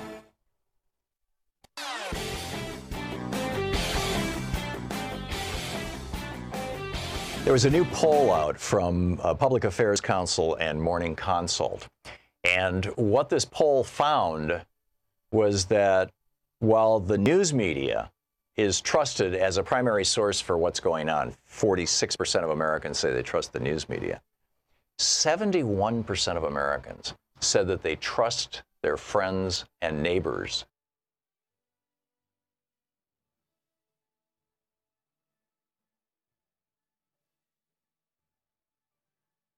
There was a new poll out from Public Affairs Council and Morning Consult. And what this poll found was that while the news media is trusted as a primary source for what's going on, 46% of Americans say they trust the news media, 71% of Americans said that they trust their friends and neighbors as a source of media more than the news media. And you have an opportunity to let them know about this great news source here, Free Speech TV. Tell them how they can find it. Go to freespeech.org. You can find all the places where people can watch Free Speech TV. How do you say that town in Florida, Terry? Alachua. Alachua. Thank you. What's up? I just wanted to clue you in on our lovely governor's race. The other side is running the most despicable ad against Andrew Gillum I have ever seen in my life, saying, well, Andrew Gillum is running for governor, and he's also running from the FBI. He's involved in an FBI criminal investigation for his illegal dealings with lobbyists in New York and Costa Rica. And then at the end, he said, we don't need this somebody this radical and this corrupt. All right. I mean, they are really scared. Now, Terry, my understanding is that there actually is an FBI investigation of one of the political machines in Tallahassee, which is the state capitol.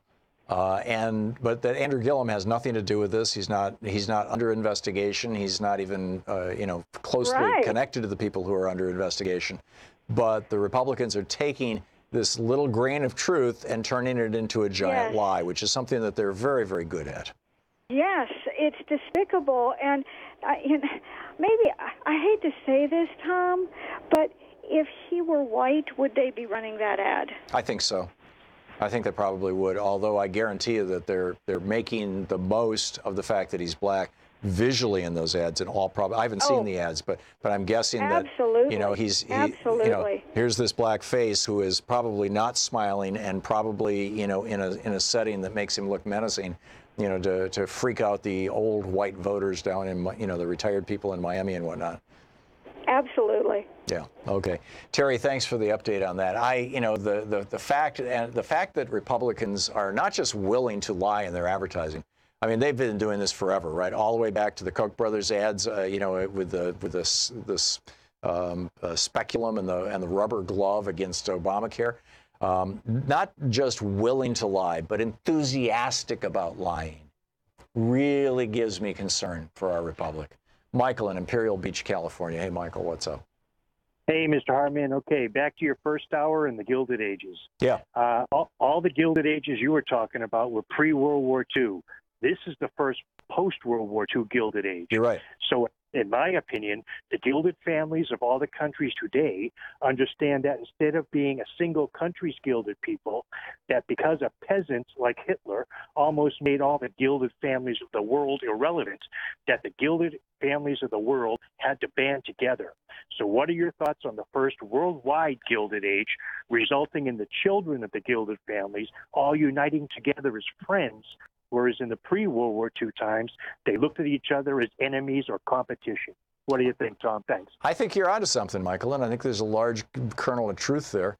And I think the Davos crowd is the example of that. I'm not into Bilderberger conspiracies and George Soros, all these conspiracy theories on the right that always have basically Jewish or Jewish-sounding names in the middle of them. But if you look at, Anand, his new book, Anand Giridharadas, I've got to learn how to say his name. Giridharadas.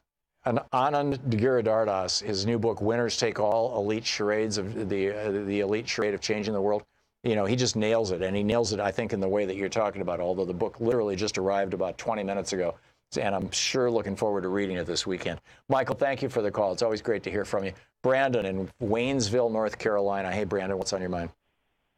Yeah, well, I was gonna call and say something about taxes, but then I thought of something as you were talking to somebody else.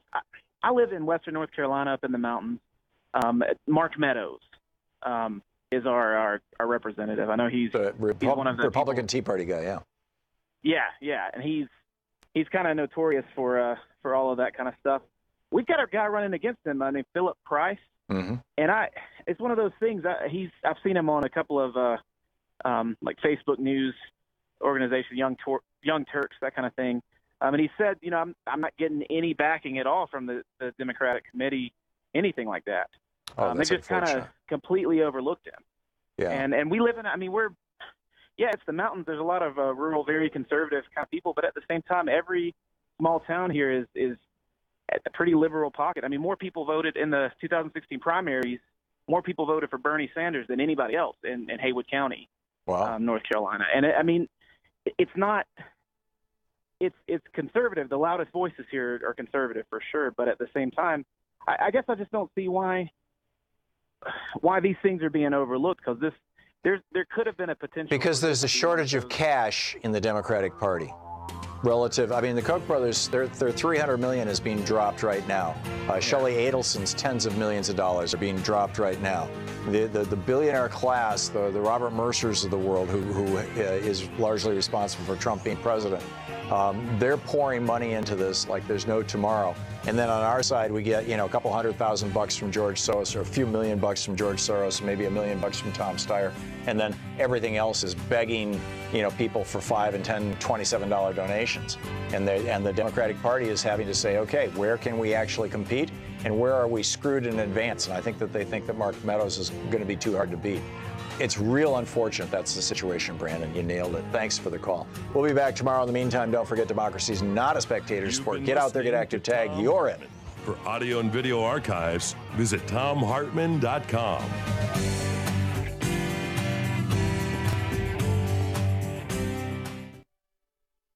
From New York.